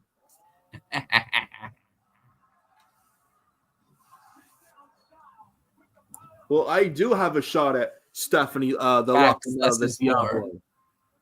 Yeah, I agree, Steph Jeffrey. Yeah, facts. Less is more. Yeah, there's some Tony Khan could learn. There's a devil's kiss. Yeah, Sherman knows what he does. Yep. Stephanie even points at Booker T before she does it too. Yep, she knows. She knows. The devil's kiss. Yeah. Yeah.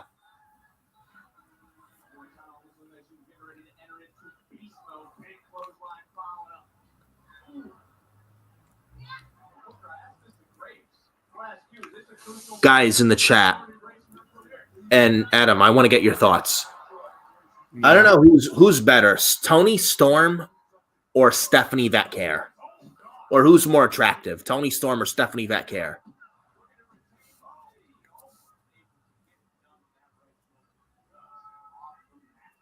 I am not getting myself involved.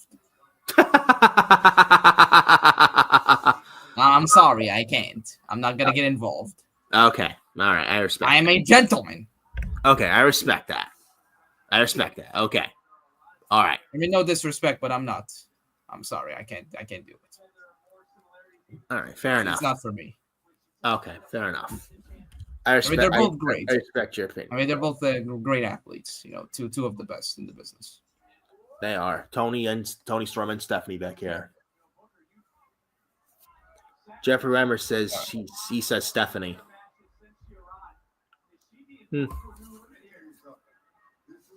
I probably gotta go Stephanie.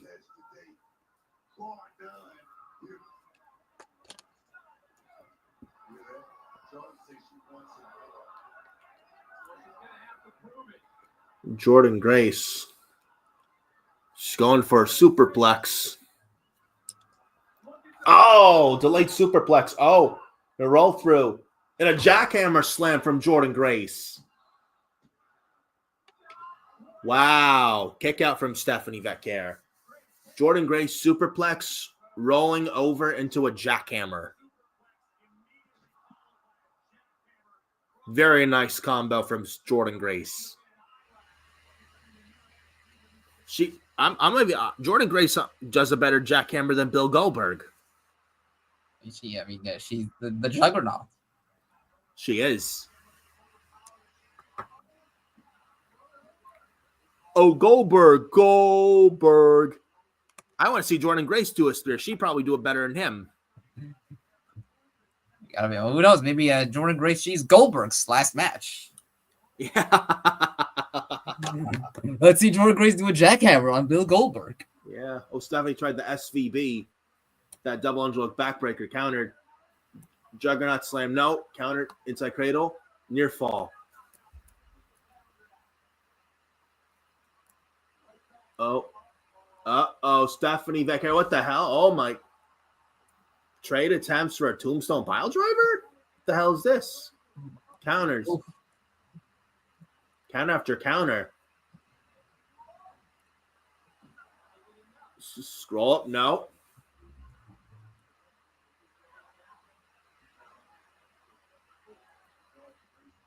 Super kick from Stephanie. What a match. Listen, it's been incredible. Marman Adam. Tony's a looker too. I was just about to say Fiore. She has a better jackhammer. Yeah, it's Jordan Grace. It's been pretty solid, Jordan Grace and Stephanie Vecchiere. Pretty solid. Yeah, they're taking it nicely. I think they're slowly building. They really are. Oh my! Jordan Grace just went.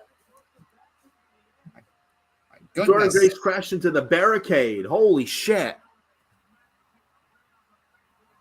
Holy fuck. What the hell?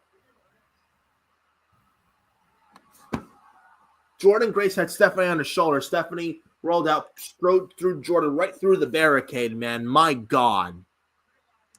Yes, Jeffrey Reimer. These women are killing it. Abso-fucking-lutely. Honestly, this show has been fun. Very fun. It's been a fun show. SVB. Oh, SVB almost. Jordan Grace kicked out at like 2 7/8. 8/9. 2.99, as they would say. Yeah. Wow. What a match. It's been What a match. This is better. This show tonight is better.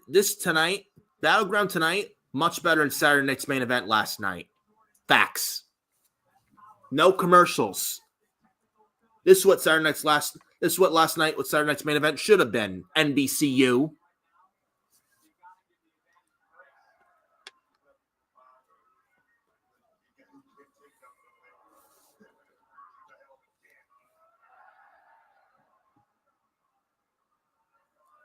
We don't want to see a show littered with fucking commercials.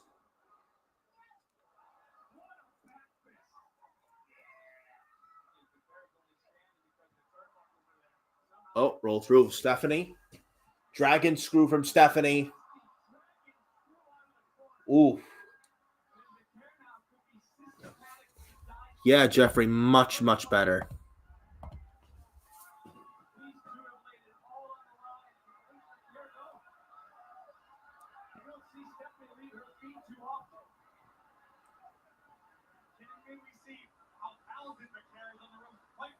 She utilizes spinal tap to great effect many times. Every now and again, Jordan knows she has to pull it out in certain situations. She knows when she needs a little bit extra. She has to go to the top. It's not often she does. And looking back, is the king.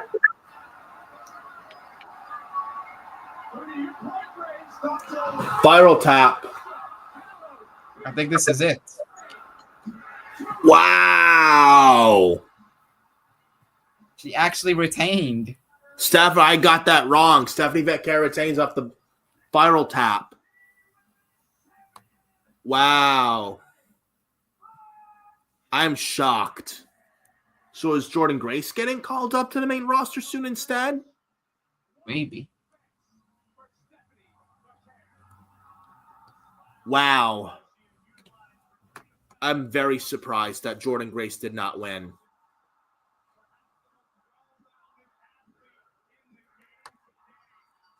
Wow.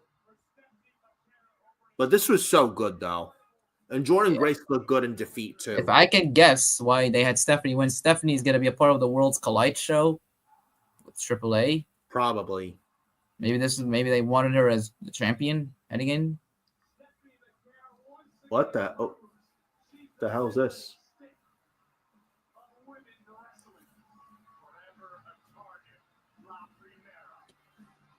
Oh, it's Stephanie staring at two other ladies in the front row. Are they two wrestlers? Chat. Stephanie Vaquer stared at two females in the front row. Are they wrestlers? I'm not sure who they are. I think they were like, if you saw backstage, Ava, the GM, was confronted by two women named Chick Tormenta, and Dailies. So was Stephanie facing one of them at Worlds Collide? Maybe that's why that's Stephanie retained. Yeah, maybe. I mean, there are two women from two female AAA wrestlers. Yeah, but this has been a fun night of of wrestling. Yeah. Mercedes and Jamie, they killed it on Double or Nothing. Yes, Jeffrey from Stephanie and Jordan Grace at BattleGround. Cheek Tormento. Yeah, but I will say, I will say, from what I'm hearing, it's been a really fun night, for, WWE, AEW, Mercedes and Jamie, had a clinic. Although I wish the outcome was different. Stephanie and Jordan Grace, this was an excellent match. Yeah. Sol Ruka and Kalani. Nigel looked good in that tag team match against FTR. Yeah. It's been really fun, a fun Sunday night. Yeah. For Memorial Day weekend, yeah. Yeah. Oh, and if you want to know the result of the tag team match, the Hurt Syndicate win. Moving on. Nice. To the surprise of nobody. To the surprise of absolutely no one. The Hurt Syndicate retained. Moving on. Yeah. Sarah Schreiber introducing the North American champion, Ricky Saints. Speaking of former AEW guys.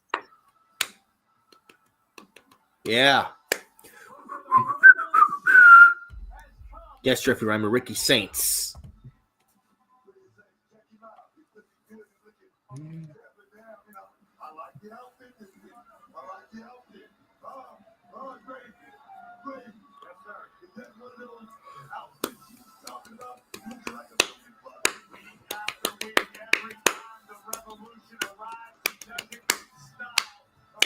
We're getting from Double or Nothing. The next matchup is Speedball Mike Bailey versus Kabuki Okada for the Continental Championship. Yeah. I'll say this should be a fun match, I'm going to say. Yes, Jeffrey Reimer, right. Who would against Hurt Syndicate? Yeah. They hurt people. We hurt people. We hurt people. Maybe they should talk Tony into shortening a lot of these matches on these pay-per-views, or else they will hurt him. Yeah. Maybe that these pay-per-views won't go on too fucking long. Exactly. And yes, Jeffrey Reimer, I love Ricky themes too. Yeah. It's I a like really it. good theme song. Yeah.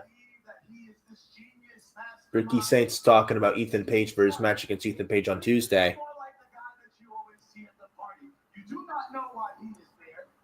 Nobody invited him. Nobody wants to hear from him. Hey, dog, nobody wants you here. And I seem to be his new favorite obsession. And I thought after I beat him at Stand and Deliver that he would move on, but no, it seems like old Ricky stays on his mind 24/7.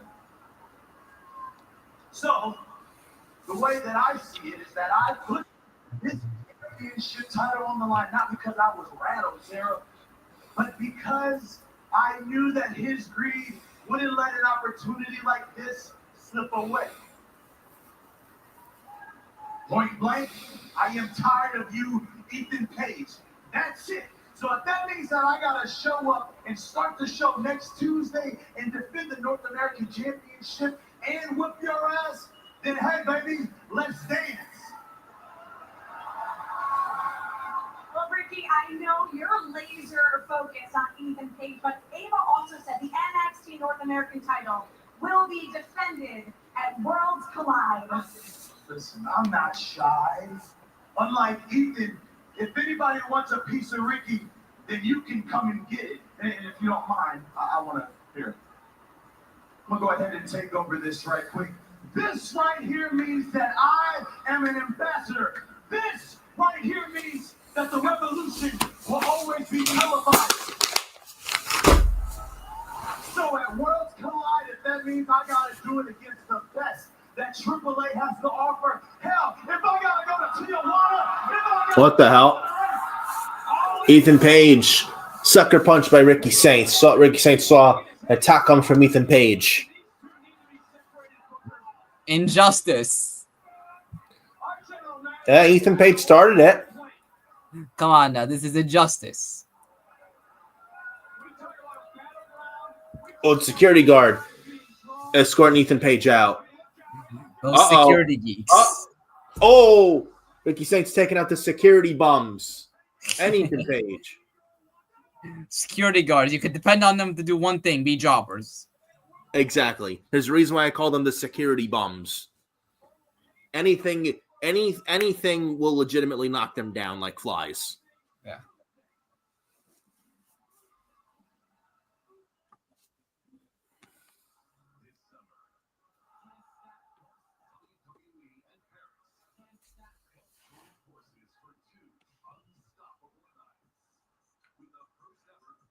I mean, a flower could probably beat the security guards, you know. Yeah.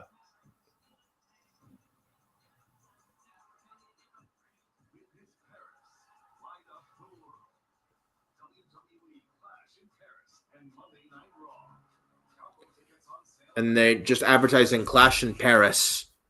WWE, the PLE after WWE SummerSlam, Clash in Paris, August 31st.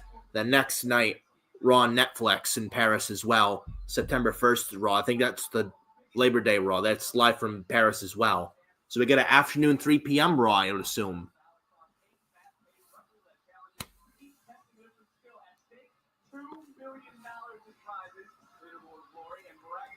Showing Fanatics Fest, hyping up in June.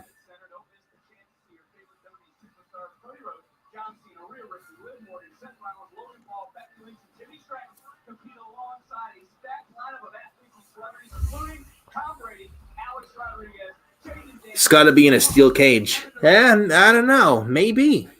I don't know. Do we need another steel? Do we really need another steel cage match? We've already got too many of them. Bro, Yeah, we had Ospreay. I don't think it needs to be in a cage. We had Punk and Rollins. We had Moxley and Joe. Yeah. We had McIntyre and Priest recently in a steel cage match. We're seeing a pattern here. We're seeing so many cage matches. Yeah, we don't need too many cage matches. On both companies. So I'm sure the kind people of CageMatch.net are drooling themselves. Yeah. So Okada versus Mike Bailey is on now. He says Mike Bailey is underrated, says Jeffrey Reimer. He is. I mean, he's really good. I mean, I've been liking, that he's been on television every week. He seems to fit in very well in AEW. Yeah. There's an issue though with these Okada matches though. I got a problem. It just feels so predictable. It's like we know what the match is gonna be for him, and we know it's gonna be Okada and Omega for both titles, and there's no threat to his championship. I mean the match will be good. I mean with Okada, he's one of the best in the world. He locks it in every time in that ring. Yeah. But there's just no emotion. There's the problem. There's no my God, there's no feeling that he's gonna lose because you already know what the destination is for him in Texas. Yeah. I think that's the big problem here. It is. I mean, hopefully after All In, they get, they bring that emotion, they bring more intrigue to his matches that aren't predictable. Yeah. I think they need to figure out something out post All In. Maybe who knows? Maybe he's the one that dethrones Omega and unifies the titles. Yeah. But what is up next? Now Okada versus Speedball, and now we got. Says Okada's title reign has been underwhelming. Can thank Tony Khan for that, Jeffrey. Honestly, I think it's been a holding pattern. I think the biggest problem with this title, it's been a holding pattern because they've wanted to do the Okada Omega match, but Omega was out for so long, for circumstances out of their control. Yeah. Yeah, but they could do a lot better with the guy. Yeah. So I think we're gonna get the NXT title match next. Obafemi and Miles Bourne. Yes. So Joe Hendry and Trick Williams for the TNA titles, the main event of the show. I like it. TNA titles, the first time I ever defend on a WWE PLE, it's got a main event the show. It's a big deal. Yeah. So we got Obafemi and Miles Bourne and Joe Hendry, Trick Williams. Then Double or Nothing has 5 more matches, including Okada and Speedball Mike Bailey. So that's 6 matches remaining. No, it's 5, including Okada and Bailey. So that's 5 matches. So now we got 4 matches left. No, we're on the 5th match for Battleground. So if I'm correct here, we're on the second to last match for Battleground, bro. These AEW pay-per-views, bro. Like, listen, I get it. We've said it before, when it comes to the pay-per-views, like, they do it almost better than anybody, or even like WWE, they're like neck and neck. You can pick either one, they put on great pay-per-views. AEW, they've been consistently putting on good pay-per-views. Same with WWE. Yeah, pick your. It's just that the problem with AEW is that, like, they give you too much. I think that's the problem with their pay-per-views. They give you too much. This is hour what now? What? This is the second hour. We're heading into hour 3. No. No, I think it's like 2 hours now. Yeah. Yeah, we're 9:50, correct? Yeah. It's 9:50. And we're heading into hour 2, and we're still like 5 more matches left. It's gonna be you're draining your audience. Yeah. At least with NXT and WWE, like they keep the matches, the amount of matches they're short. They don't give you too much, but they leave you wanting more. Yeah, at least with Triple H, less is more. Yeah, like just look at NXT. We got 2 matches left. One of them was the NXT title match. Yeah.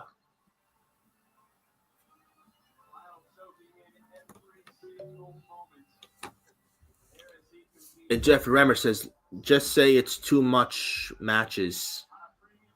And he says TK doesn't let matches breathe after it's over. Yeah. And I heard this is a true story, actually. I don't know who told that story. I think it was Tony Schiavone. I think he reached out to Tony. Yeah, Tony reaching out to Tony. Tony Schiavone reached out to Tony Khan. So many Tonys. Tony Storm, Tony Khan, Tony Schiavone. Yeah. Oh, Obafemi, NXT champion.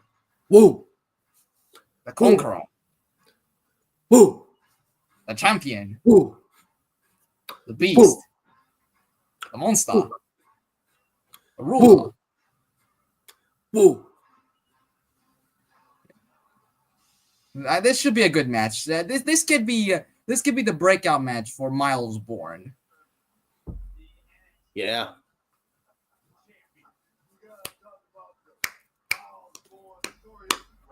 Obafemi is a stud.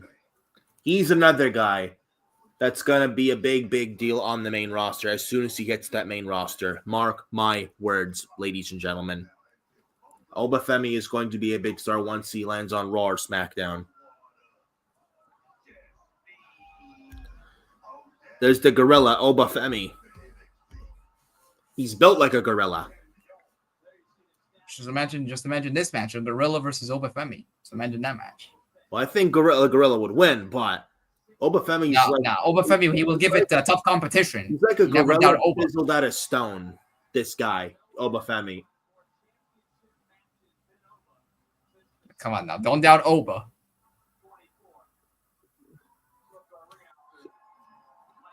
He's defending the NXT title against Miles Bourne. See how Miles Bourne does. His first NXT title match. Oba. This is an Obafemi title match. I believe in Obafemi. Just like I believe in Joe Hendry. We believe in Obafemi. Yep, Jeffrey. Yep. No bread, no water, just meat. Big meaty men slapping meat. Yeah. Imagine Obafemi versus a Bronson Reed or a Jeff Cobb or a Jacob Fatu or Solo Sikoa. Or I don't think the ring could contain them. no, definitely not. Or Obafemi versus Braun Breaker. Oh man. Or Obafemi versus Rusev is another guy. Obafemi versus Rusev. Obafemi versus Sheamus is another one. Obafemi versus Gunther. Bro, take my money. Take my fucking money. And yeah, Jeffrey Number, Young, Randy Orton, Miles Bourne. Yep. Sign me up for all of those, Furious. Abso-fucking-lutely. Absolutely. No. Adam Carl's back. Was hoping that didn't happen again, that mic problem, but Well, I'm back now. I mean, it's unfortunate I can't show my face right now. Yeah, I think it's left for a little bit. was it not letting you? It's not letting me. I mean, I think you saw it in the beginning for a little bit. Huh. It's weird. But here we go. NXT title match. There we go. Here we go. NXT. I don't know what the fuck is going on. Yeah, I don't. We apologize for the technical difficulties on Adam Carl's end. So we apologize for any inconvenience with this. So, but Obafemi, Miles Bourne, man. Here we go. Let's see if Miles Bourne passes the test. I think he will. Something tells me he will. Hope so. Oh, uh-oh. Miles Bourne was trying some like a guillotine, and Oba was like pushed him off. Miles Bourne landed on his feet. And yes, Jeffrey Reimer, young Randy Miles Bourne. Maybe Orton. Yeah. Who knows? Maybe he can turn out to be just as good as him. Yep. Uh-oh, Miles Bourne. Uh-oh. Drop kick on Oba, rocking him. He took him down to one knee.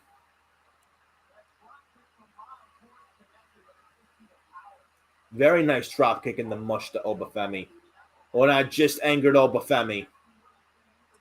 That's not how you do. That's not how you do it. I think that just made the champ Obafemi really angry. Ooh! And that's what you Shoulder don't want to tackle do. Make from Obafemi angry. Shoulder tackle from Obafemi. This is where Obafemi becomes so dangerous.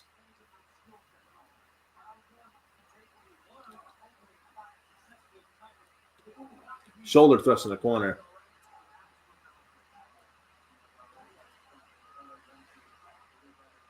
Yeah, this is what you don't want to do. Insecurity on Oba takes him down to a knee again. Uh-oh. Oba catches him. Drives him in the corner.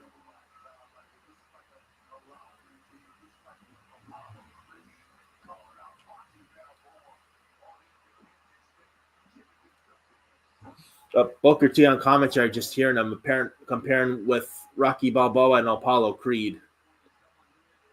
Driving crossbody, shades of Orton. Back in the day from Miles Bourne. Diving crossbody. The top rope. Oh! Slingshot suplex onto the top rope from Oba.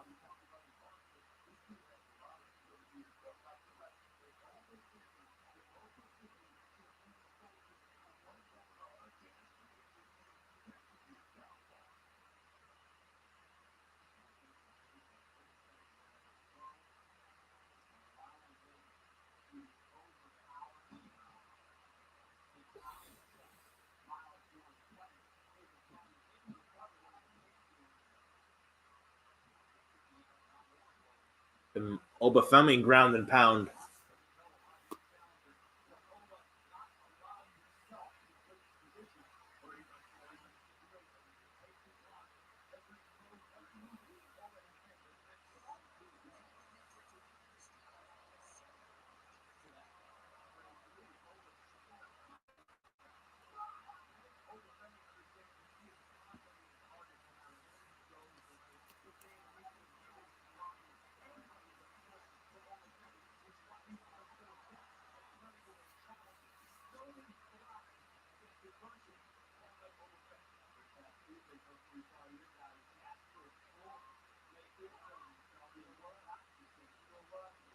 Hear me?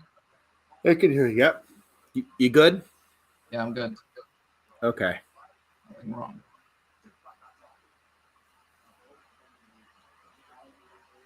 And Obafemi now. Forearm to the back of Miles Bourne.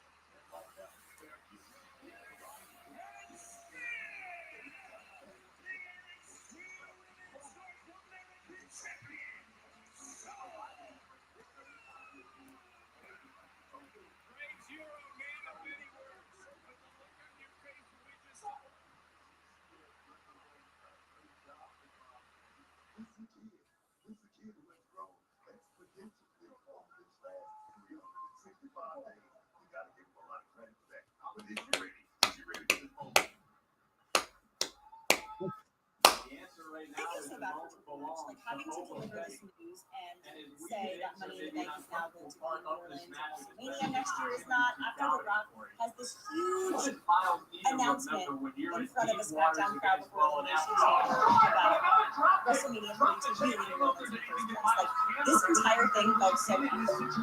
So Triple H just announced on Instagram that Money in the Bank is now going to be held in New Orleans. But not only that, they're going to disclose the new location for WrestleMania shortly, and Money in the Bank is after SummerSlam, which I think is so weird. And that wasn't the only thing that I got from this message. I felt like when Triple H was delivering this message, it was almost as if he didn't want to be delivering it. Like he was apprehensive and just like it wasn't coming from him, which it probably wasn't. TKO is a higher power. I know this decision was definitely made by them, but I just almost felt like bad for him watching it.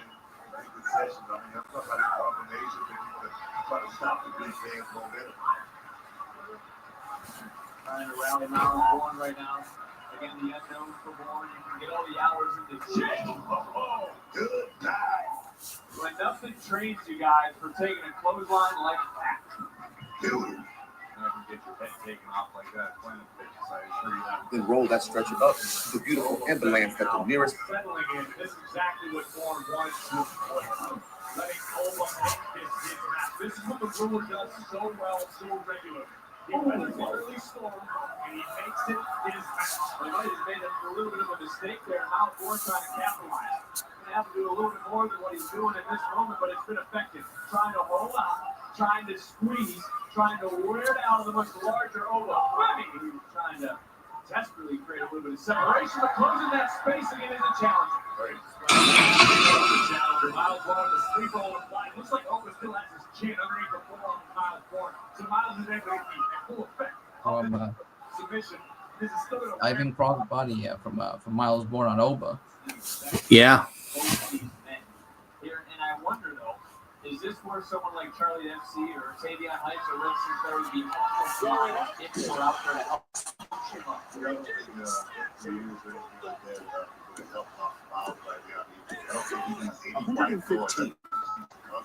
This is a moment. It's a moment, like I said, a lifetime for Miles. Can he land that one big shot? And the result of the Continental title match, Okada wins. That was a cool finish, though. I see that there was a cool finish. Speedball went for his Weapon X finish, and Okada countered it with a drop kick. Rainmaker. That was a cool finish. I'm gonna send this to you, actually. All right. But I mean, Mike Bailey loses. Next, off to Collision you go, Mr. Mike Bailey. This was a cool finish. This is what I sent to you. Yeah. Oh, Miles Bourne kicked out.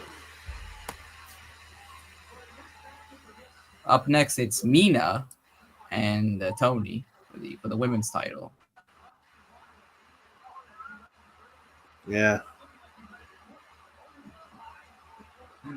And there's so much wrestling on the night, man. There is. Yeah, fans are being fed very nicely. Much better wrestling tonight than last night.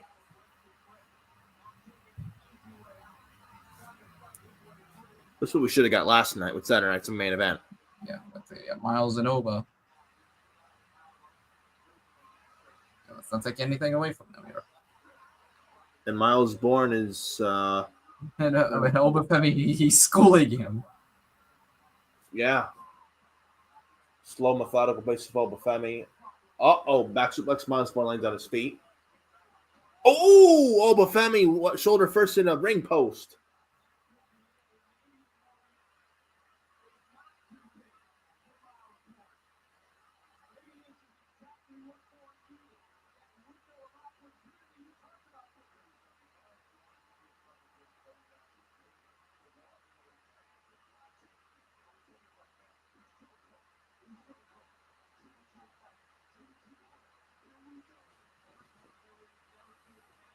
Oh, and a pop-up drop kick from Miles Bourne sends Obafemi to the outside.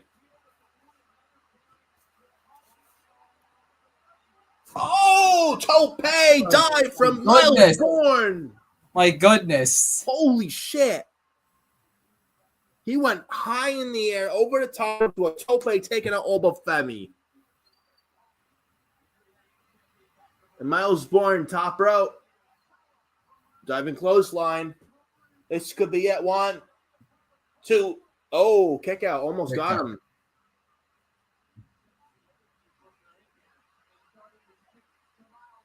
Obafemi. Miles Bourne trying for a belly. Oh, for Miles Bourne trying to belly to belly. Obafemi blocking it. Obafemi going for a power slam. Miles Bourne. Scoop slam. Power slam. Similar to Randy. Snap scoop slam. Shades of Randy Orton. Randy will be very proud. Yeah.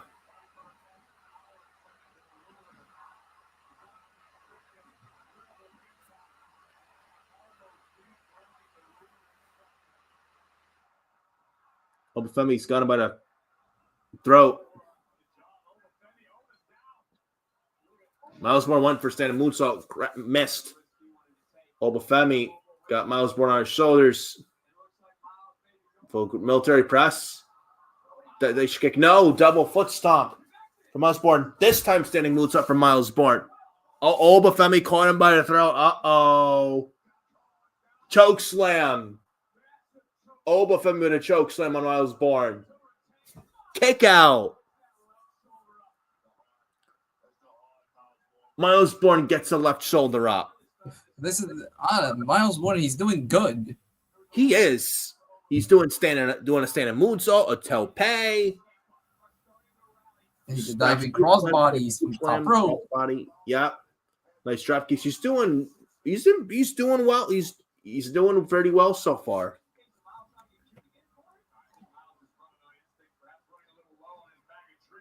Arm drag. DDT. Miles Bourne gets Obafemi with a DDT. Miles Bourne, he's climbing the top rope. Obafemi's down in the drop zone. What's Miles Bourne thinking here?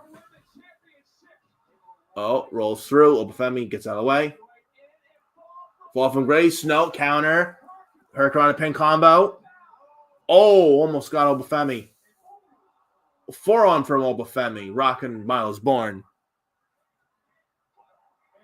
Oh.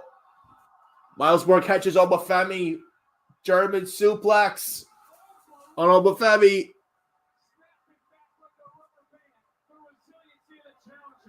Man, Miles Bourne is bringing it to the champion.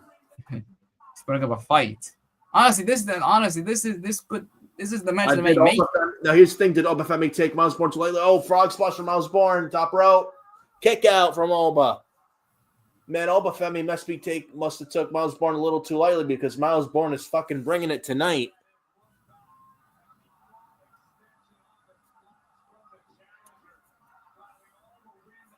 Wow. What a match. Oh, they've been incredible. This is Miles Bourne's breakout match. It really is. And he's passing so far. And I appreciate Shawn Michaels and NXT taking a chance on a new guy like Miles Bourne, see what he can do. Because God knows that men's division, NXT, needs all the help they can get. And I appreciate them taking a chance on Miles Bourne to see how he works out. And so far, this match, he's doing pretty damn well, I will say. Miles Bourne, another drop kick. Oh, pop-up uppercut shapes as Cesaro. Obafemi. Over fall from grace. Fall from grace. That is over. 1, 2. What? Kick out? How? You have to be kidding me. What? That was like 2 nights. He just kicked out. My goodness. Wow. Obafemi stuck in this prey. Running uppercut in the corner from Obafemi. Obafemi going for another one. My goodness. Going for a third. Schoolboy. Oh. Schoolboy near fall from Miles Bourne.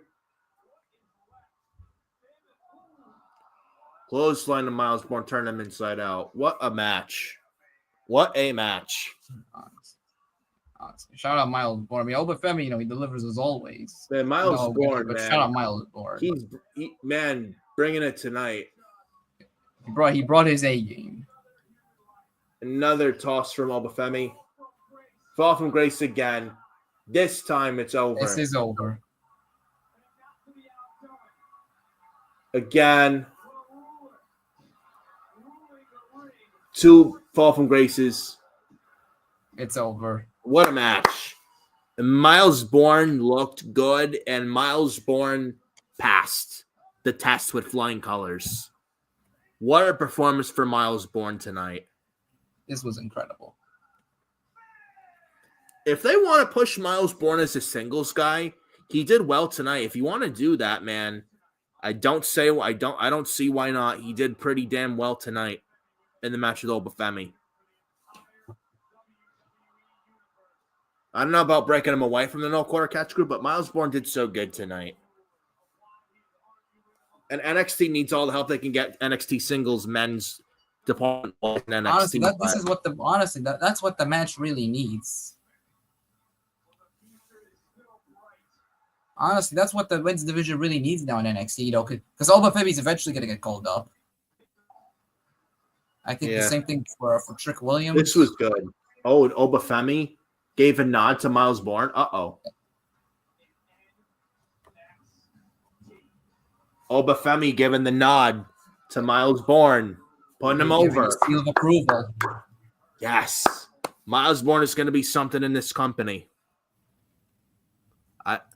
And with that nod from Obafemi, it looks like Miles Bourne has something potential-wise in this company. He's got something special there. They've got something with this guy. Now gotta go with it and keep that ball rolling and go all in on it. And you start. It's like and now they got something Miles Bourne. Now you go right with it. Go right with it. You got something now, Miles Bourne.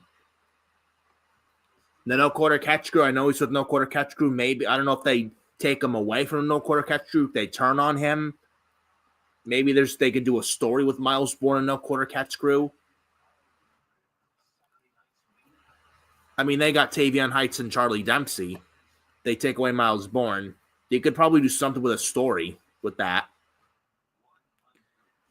Oh, but the no quarter catch crew in the tag division. Why would you break up a tag team?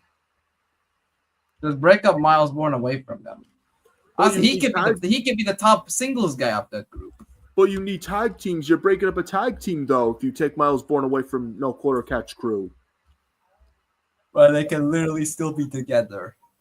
You can have Charlie and Tavion do the singles thing. Yeah.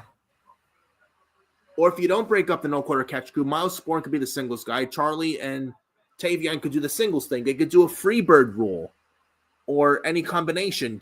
Tavion and Charlie tag team. Miles and Tavion tag team. Miles and Charlie tag team. They can do tag team and singles thing. Yeah. Miles Bourne is going to do pretty well after that performance tonight, I feel. And that seal of approval from Obafemi just shows it. Oh, Stephanie Vetcare and Chica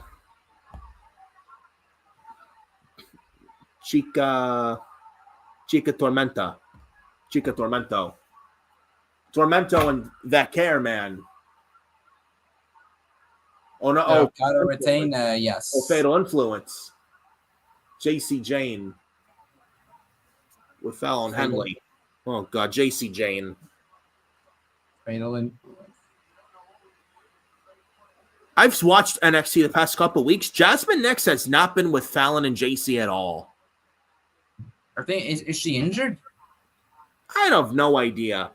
And Jeffrey says JC Jane slapped Stephanie. Yep. Yeah. It's a very fun match with Miles Bourne and Obafemi. Absolutely. Yeah.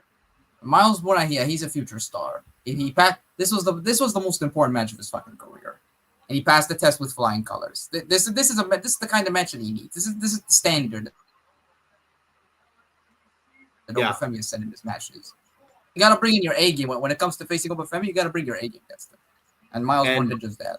Absolutely, he sure brought the A game. Honestly, after Ricky Sainz drops the North American title, honestly, I think Miles Bourne could get a run with the North American Championship. Yeah, at least that to start. Yeah.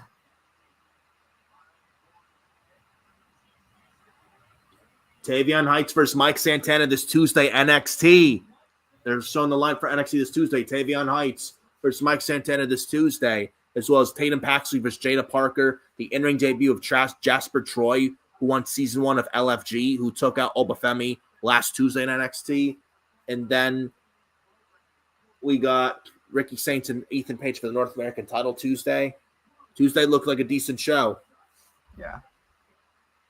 Yep, Jasper Troy, who won LFG Season 1, along with the who's that lady's name that is it from that African American lady that won the Olympics. She won Season 1 of LFG for the females.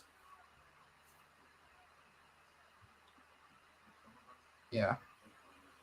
Oh, they're showing the highlights of the TNA title. Penta, Matt Hardy, Drew McIntyre was Drew Galloway, AJ Styles, No Beard AJ Styles, Bully Ray, the Aces and Eights, Chris Sabin, LA Knight when it was Eli Drake, and the Motor City Machine Guns, Alex Shelley, Chris Sabin. Showing the history of the TNA World title. I love it. With a WWE video package for Hendry and Williams. I love it. Did they show Jeff Hardy? Matt Hardy they showed. Okay. Showed at least Matt. And Drew McIntyre when he was Drew Galloway. They should have showed the best Hardy. The phenomenal AJ Styles when he had Get Ready to Fly. Yeah. Mr. TNA himself. You know, I wish they would have shown Samoa Joe and Kurt Angle. Kurt Angle, I think he's on a Legends deal. Yeah, Abyss, RVD, former TNA World Champions, or I think Abyss former TNA World Champion now. Yeah, I think Abyss won a world title in TNA. I think it was the NWA title. Yeah. I would have loved to see Bobby Roode, James Storm, Mr. Anderson, Jeff Hardy for sure, yes. I don't know. Eric Young, Magnus, or Nick Aldis. Kind of a Bobby Lashley, but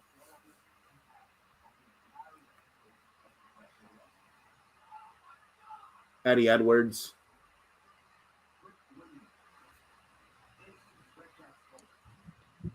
Trick Williams, Joe Hendry.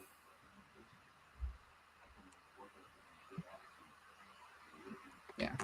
Did you see Shawn Michaels hold the TNA title? Yes, surreal. Yes, I did. It was surreal. Yeah, Shawn Michaels. Yeah. Shawn Michaels with the TNA World Championship. Yeah, that's a real visual, as you say. History is being made, ladies and gentlemen, for the first time ever in WWE. I mean, hey, maybe we could count Shawn Michaels too as a former TNA World Champion. Yeah, but folks, history is being made in front of our very eyes for the first time ever in WWE history. The TNA World Heavyweight Championship is being defended on WWE soil, in WWE territory, on a WWE PLE and NXT BattleGround in Tampa, Florida, Yuengling Center. Joe Hendry, current defending TNA World Champion, against Trick Williams, a former NXT champion.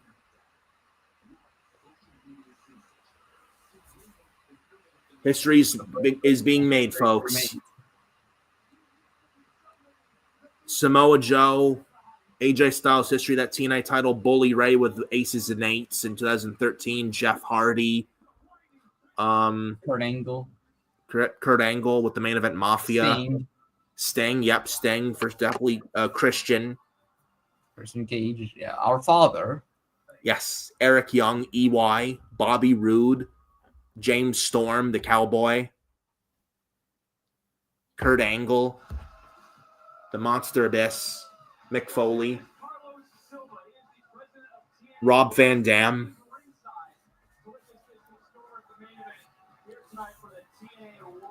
President of TNA Wrestling in the house. What was the question again? You asked Jeffrey. I think he asked the question earlier. The Tyra May Steele won the female side LFG season 1. Tyra May Steele, thank you. Yeah. Whoop that trick. Yeah. Whoop that trick. I like it. Whoop that trick. Oh yeah, man. That's trick, y'all. Whoop that trick. Whoop that trick. Oh yeah. Whoop that trick. That's trick, y'all. Whoop that trick. I like it. Oh yeah, man. Whoop that trick. Oh yeah, man.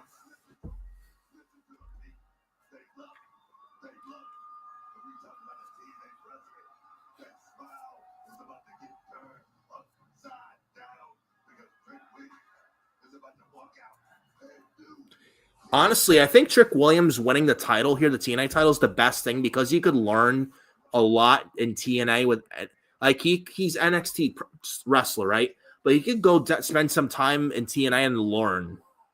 I think Wrestle Pierce, I believe Wrestle Pierce brought this up earlier, and I agree with him. That Trick Williams winning the title tonight, the TNA title tonight, would probably be the right decision because he could learn so much with spending a lot of time in TNA and learn and grow even more. So I actually hope Trick Williams wins the TNA title tonight. He may. But he appears. I believe in Joe Hendry. I believe in Joe Hendry. His love in London, in Paris, and Tokyo, America, Scotland, and Canada, and Mexico. They say, I believe in Joe Hendry. I believe in Joe Hendry.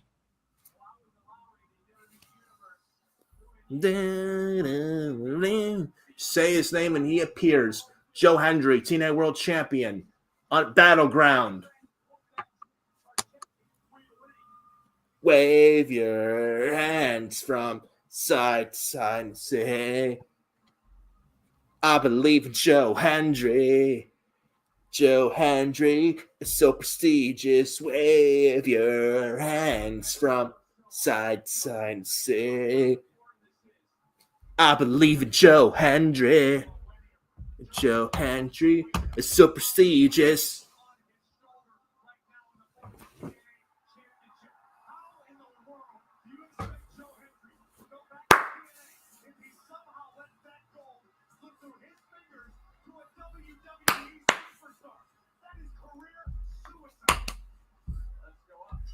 Man, Joe Hendry coming off a WrestleMania moment and match with the Viper, Randy Orton. Oh, I love that callback. This fall in contest is scheduled for one fall. One fall. Mike Rome let them say one fall.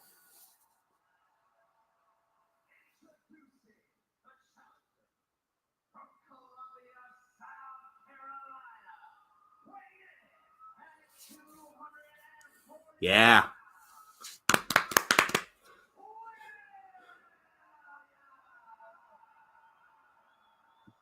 Whoop that trick.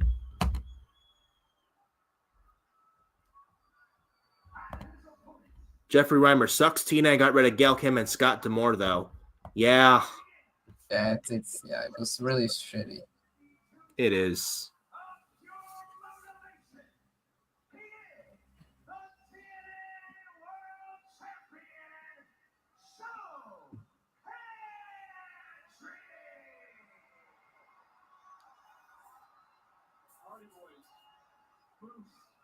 Recent TNA champions that were successful against WWE superstars.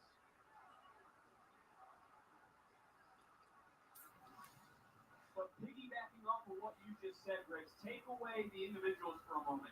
Describe the magnitude of this matchup in the world of professional wrestling. TNA World Championship on the line. Joe Hendry, Trick Williams, bell is rung. In history is being made right in front of our very eyes, ladies and gentlemen. Here we fucking go. Listen to this place in Tampa. Man, this place is loud down in Tampa Bay.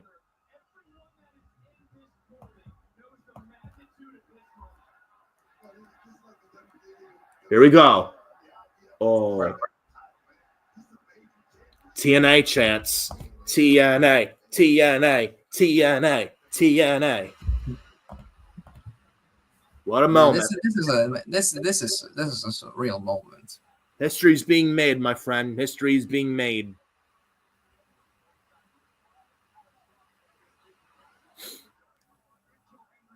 Never, ever would I thought I'd see the day a TNA title defended on a WWE pay-per-view or PLE. Never, ever thought I'd see the day. Something that would never be a thing whatsoever under Vince McMahon. Now we're seeing it under Triple H and Shawn Michaels. And if you want to know the result of the women's match from Double or Nothing, Joe Hendry Tony like jump himself over the top rope with a dive kind of cannonball. Joe Hendry, man. 8-bit Hall of Fame sign in the front row.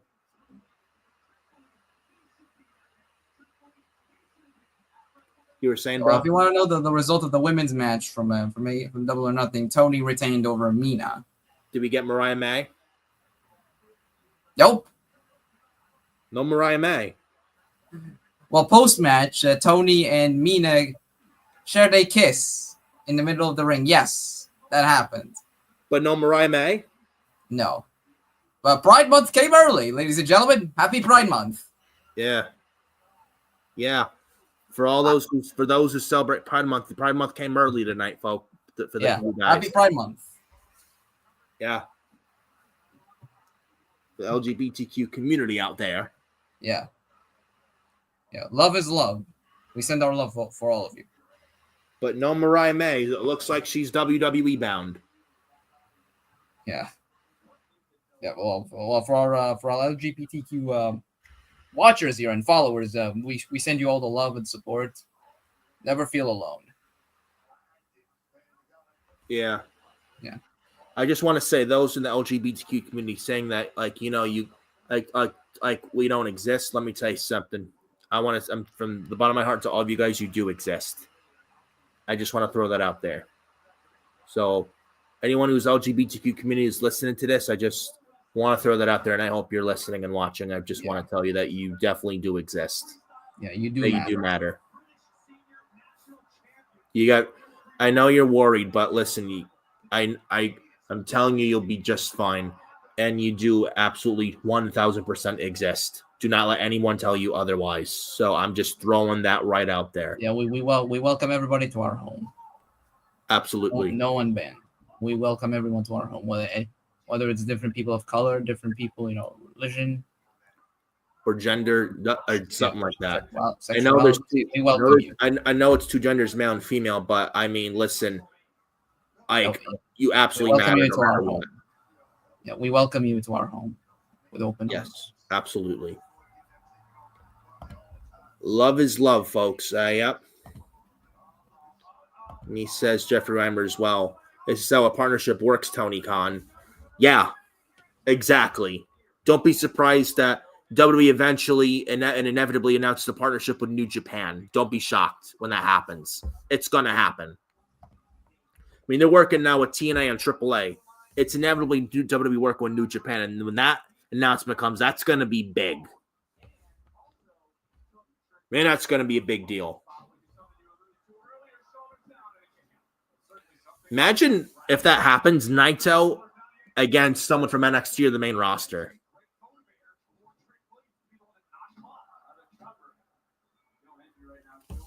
Yeah. And Jeff Remmer says, well, Mariah didn't resign. So it looks like Mariah May's WWE bound. Looks like she's not signing a new deal with AEW. So it looks like WWE's going to get Mariah May. Yeah. Good move.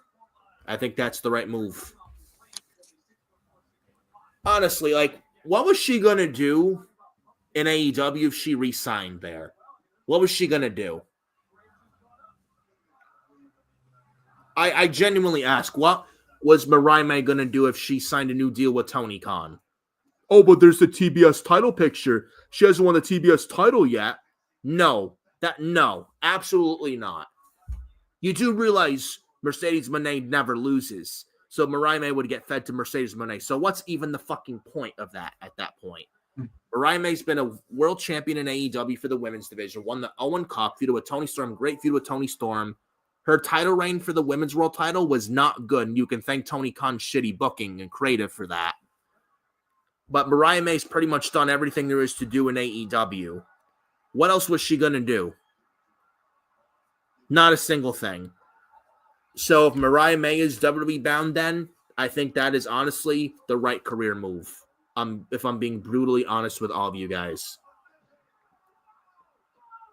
Oh, rock bottom from Joe Hendry. Oh, kick out from Trick Williams. But yeah, that's my thoughts. Those are my thoughts on Mariah May. I don't know what you guys think, but let us know in the comments. Dude, what do you think?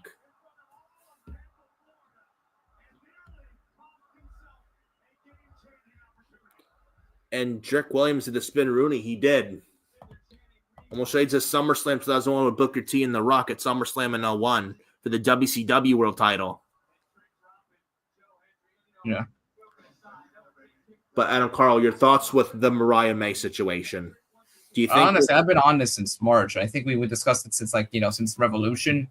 Yes, and this is true, by the way. Listen to Adam Carl right now because what a PWN who I might as well let you have the floor with that situation. Go ahead. Yeah. A couple of friends of mine, shout out to them because they were one of the first to say it. They did say they were teasing, and I think it's been confirmed ever since by Fightful. It was, Mariah May that was the person whose deal with AEW was up. Notice, by the way, honestly, actually, during the Mina and Tony match, during their feud, their mini feud, there was no mention of her. Not once. No, not a single mention of her whatsoever. Yeah. It's been that way since Revolution, and she's not been mentioned at all. She's not in their promotional, video packages or on, the promotion on Max. And Mariah May's contract is even in the summer, too. Yeah, I think it's in July, August. But now, if you mention July, they just Saturday Night's Main Event last night for WWE. Just guess what they had just announced for July 13th in Atlanta, Georgia. Evolution. Do we see Mariah May debut in WWE at Evolution?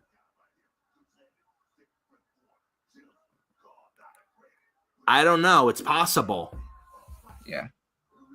If her deal is up in July, I wouldn't be shocked if she's at Evolution.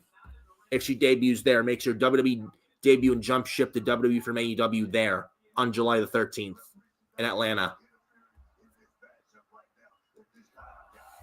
And honestly, Mariah May going to WWE, that's a big get for WWE. Mariah May is so fucking good. Charisma, personality, promos, in ring. She's got it all. She's got the look as well. She's young. What's she like in her 20s? She's got that look that WWE looks for. She's what, in her young 20s? She's got it all to succeed in the WWE. And she's going to do very well for herself there. I'm telling you right now. And she's going to wow a lot of people. And she's going to make WWE her own. Yeah. So, and WWE would be foolish to not go after it. And damn well Triple H and Shawn Michaels are going to give that woman whatever the fuck she wants.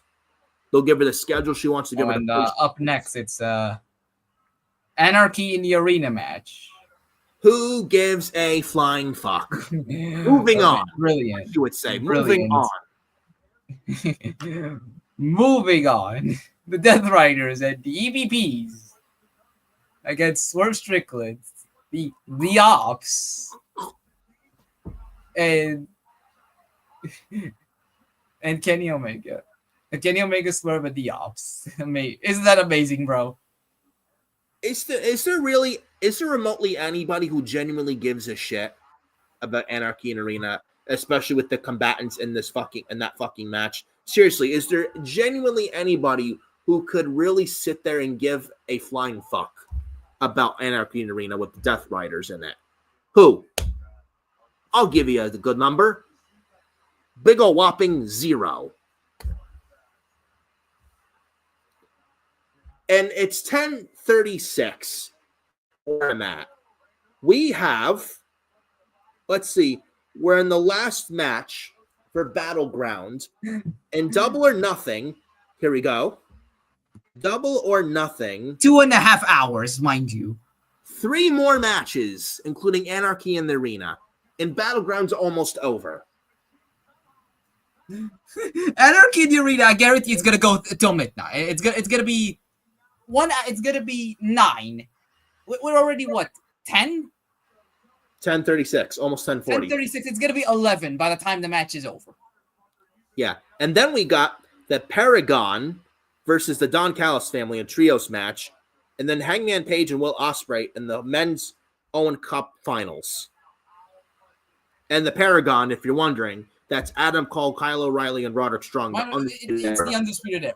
It's the Undisputed Era against the Don Callis family, and then we got the Owen Cup. The Paragon. Fuck the Paragon. It's the Undisputed Era. Yeah, and against the Don Callis family. This is the problem with AEW pay-per-views. Even that match is just thrown like at the last minute, like throwing darts at the wall. Who cares? Who cares? And I love Adam Cole, but who cares? Like, why is this match on the pay-per-view? You could have done this for Dynamite. Why on Double or Nothing? Legitimately. Again, it doesn't make any sense. Just compare this to NXT with Joe Hendry. NXT had 6 matches tonight. We're in the main event. Yeah. Right now, right? This is the last match on the show. Yep. Double or Nothing has 3 more matches left. It's going to be 11. And it's not even going to be the main event. Standing ovation from Joe Hendry, by the way, and Trick Williams gets his left foot on the bottom rope.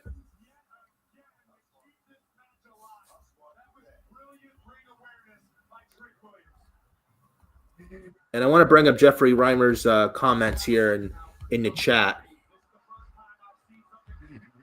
I just want. Oh, here we go. Tony Khan gonna be shitting his pants if WWE signs a New Japan. Oh yeah. Yeah, but it's like we're in the last match of Trick Williams and Joe Hendry. I think the match has been solid, obviously. Yeah, solid match.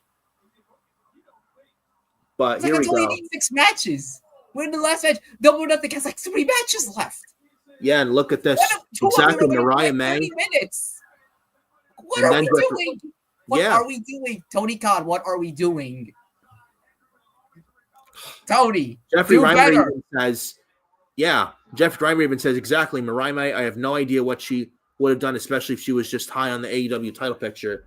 Then she says she would be that would be perfect for Evolution, especially just Honestly, you know what Mariah May will be doing right now? She'd probably be the one losing in the Owen Cup Mariah's finals. disrespectful. I agree. Honestly, you know what Mariah May will be right now? She'd be the one losing in the Owen Cup finals. Yeah. Uh-oh. Trick and Joe Hendry. Oh, Trick throwing Joe back in the ring. Yeah, quality over quantity, Tony. Yeah. Jeffrey also says, I just want Willow to end Marina. I wish Willow would end the Death Riders, period. Yeah. Anything. I wish anything to end this Death Riders angle. Yeah.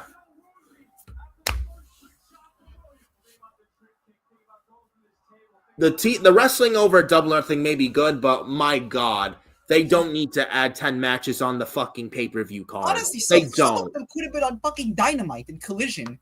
Yeah. Why not make these shows exciting? Like, bring some excitement to the shows. Make them. We just feel nothing with that. Hendry, schoolboy. Roll up. Nope, Kick kick out out. Trick Williams. Oh my God! Yeah, we're renting. Innovation. Yeah, The guys of Joe Hendry from Trick. Oh my God! Flapjack on the TNA World Title. Trick shot. He might do it. Oh! Trick Williams is the new TNA World Heavyweight Champion. They actually did it. For the first fucking time, did it. A WWE star is holding a TNA title. Trick Williams, new TNA World Heavyweight Champ. Whoop that Trick into TNA World Champ. History is made. Solid performance, but man, history is made. History is made. Wow. History has been made indeed. Wow.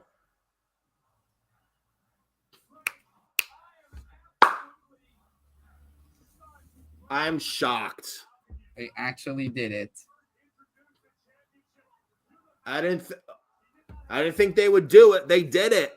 And I'm actually not mad at this. I'm not mad at all. And Joe Hendry has a deal coming up at the end of the year. He's going to go to WWE, no doubt.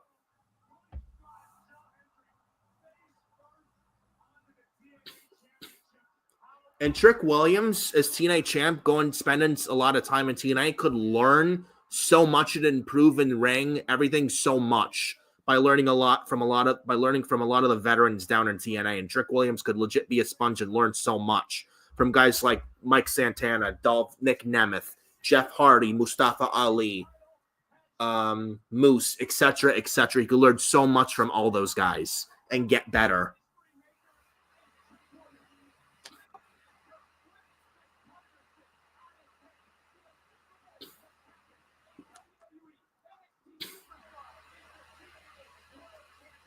Wow.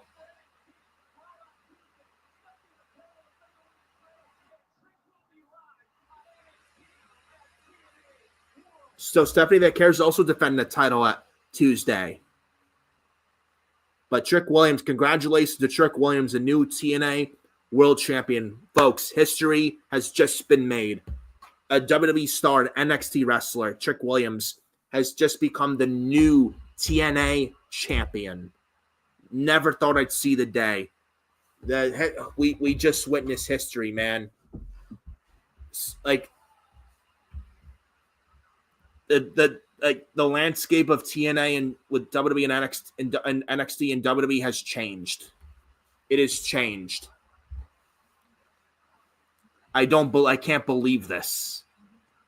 Congratulations to Trick Williams. on winning the TNA title. This opens up a lot of possibilities.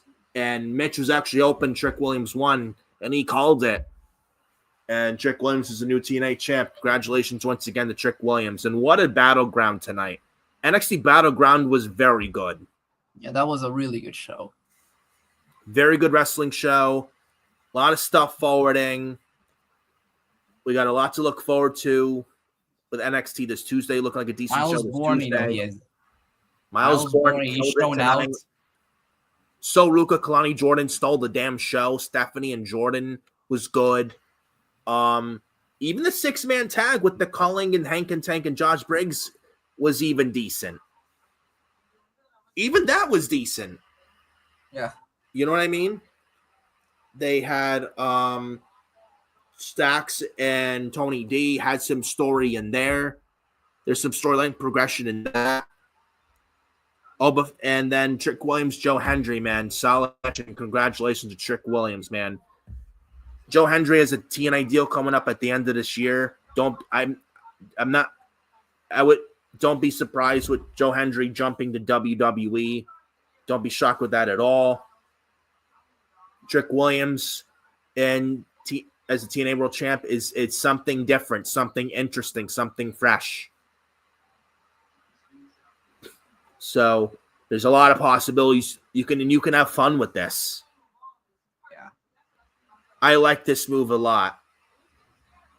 So, and Jeff Grammer says, very fun PLE that didn't overstay its welcome. Absolutely. And much better than Saturday Night's main event last night, littered with commercials. When you have commercial after commercial, it really takes away from this show. It really fucking does.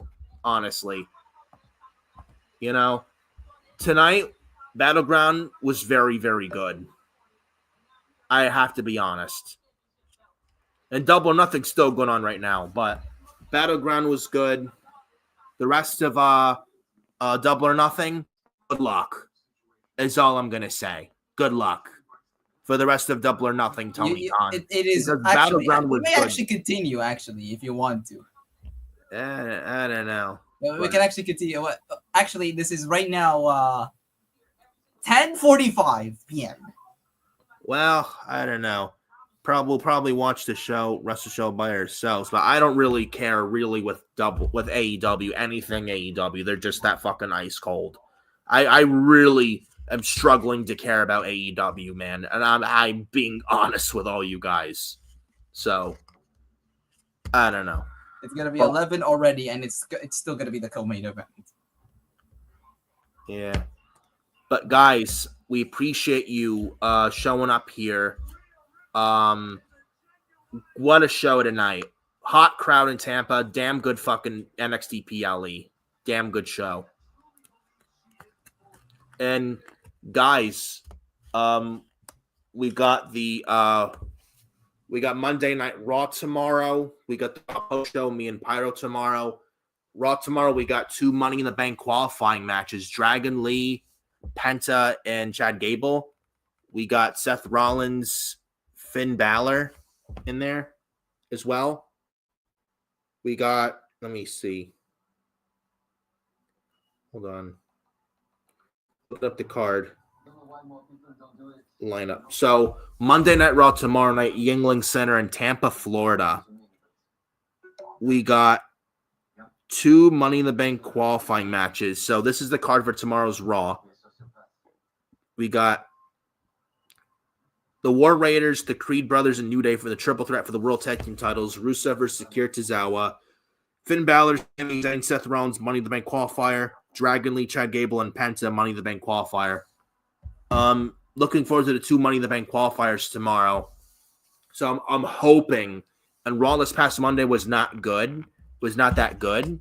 Hopefully tomorrow's Raw is better after a shit week with WWE this past week. Hopefully tomorrow's Raw is better. We'll see what happens. But, guys, hopefully you guys enjoyed the stream with us. We appreciate you guys showing up here. Hit the like. Subscribe to Furious Nation Hardcore Sports. Hit the bell for all notifications. Follow Adam, Carl, and I on social media, X, Instagram. Fun show tonight, man. Adam, Carl, thoughts on the show? an incredible show. Honestly, this is one of the best NXT shows they put on in a long time. Absolutely, man. Honestly, I think this was. If I'm being honest, I think this was better than Stand and Deliver. If I'm being honest. So Yeah, it may be competition at this point to Stand and Deliver, because Stand and Deliver was pretty good too. Yeah. So it's up there in discussion, but all in all, overall, banger show. Definitely a banger show. If like for those who have not watched Battleground yet, highly recommend you go out of your way and watching this show, because this was a very good show. Highly recommend you go check this out whenever you get the chance. And what a good wrestling show in Battleground for during a Memorial Day weekend.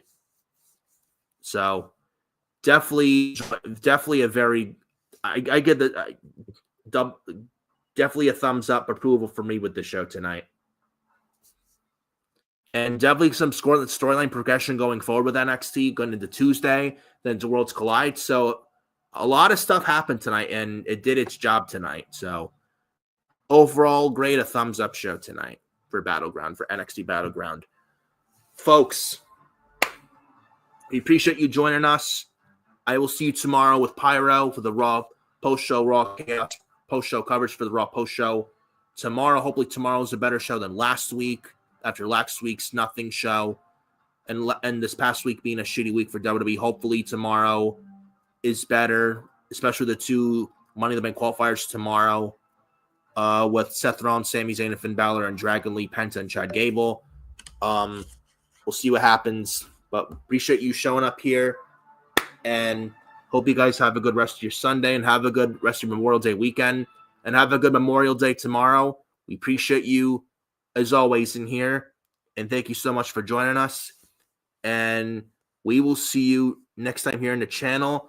Forbidden Podcast episode 4, coming up, June 4th? I think June 14th, right? The 14th, Saturday.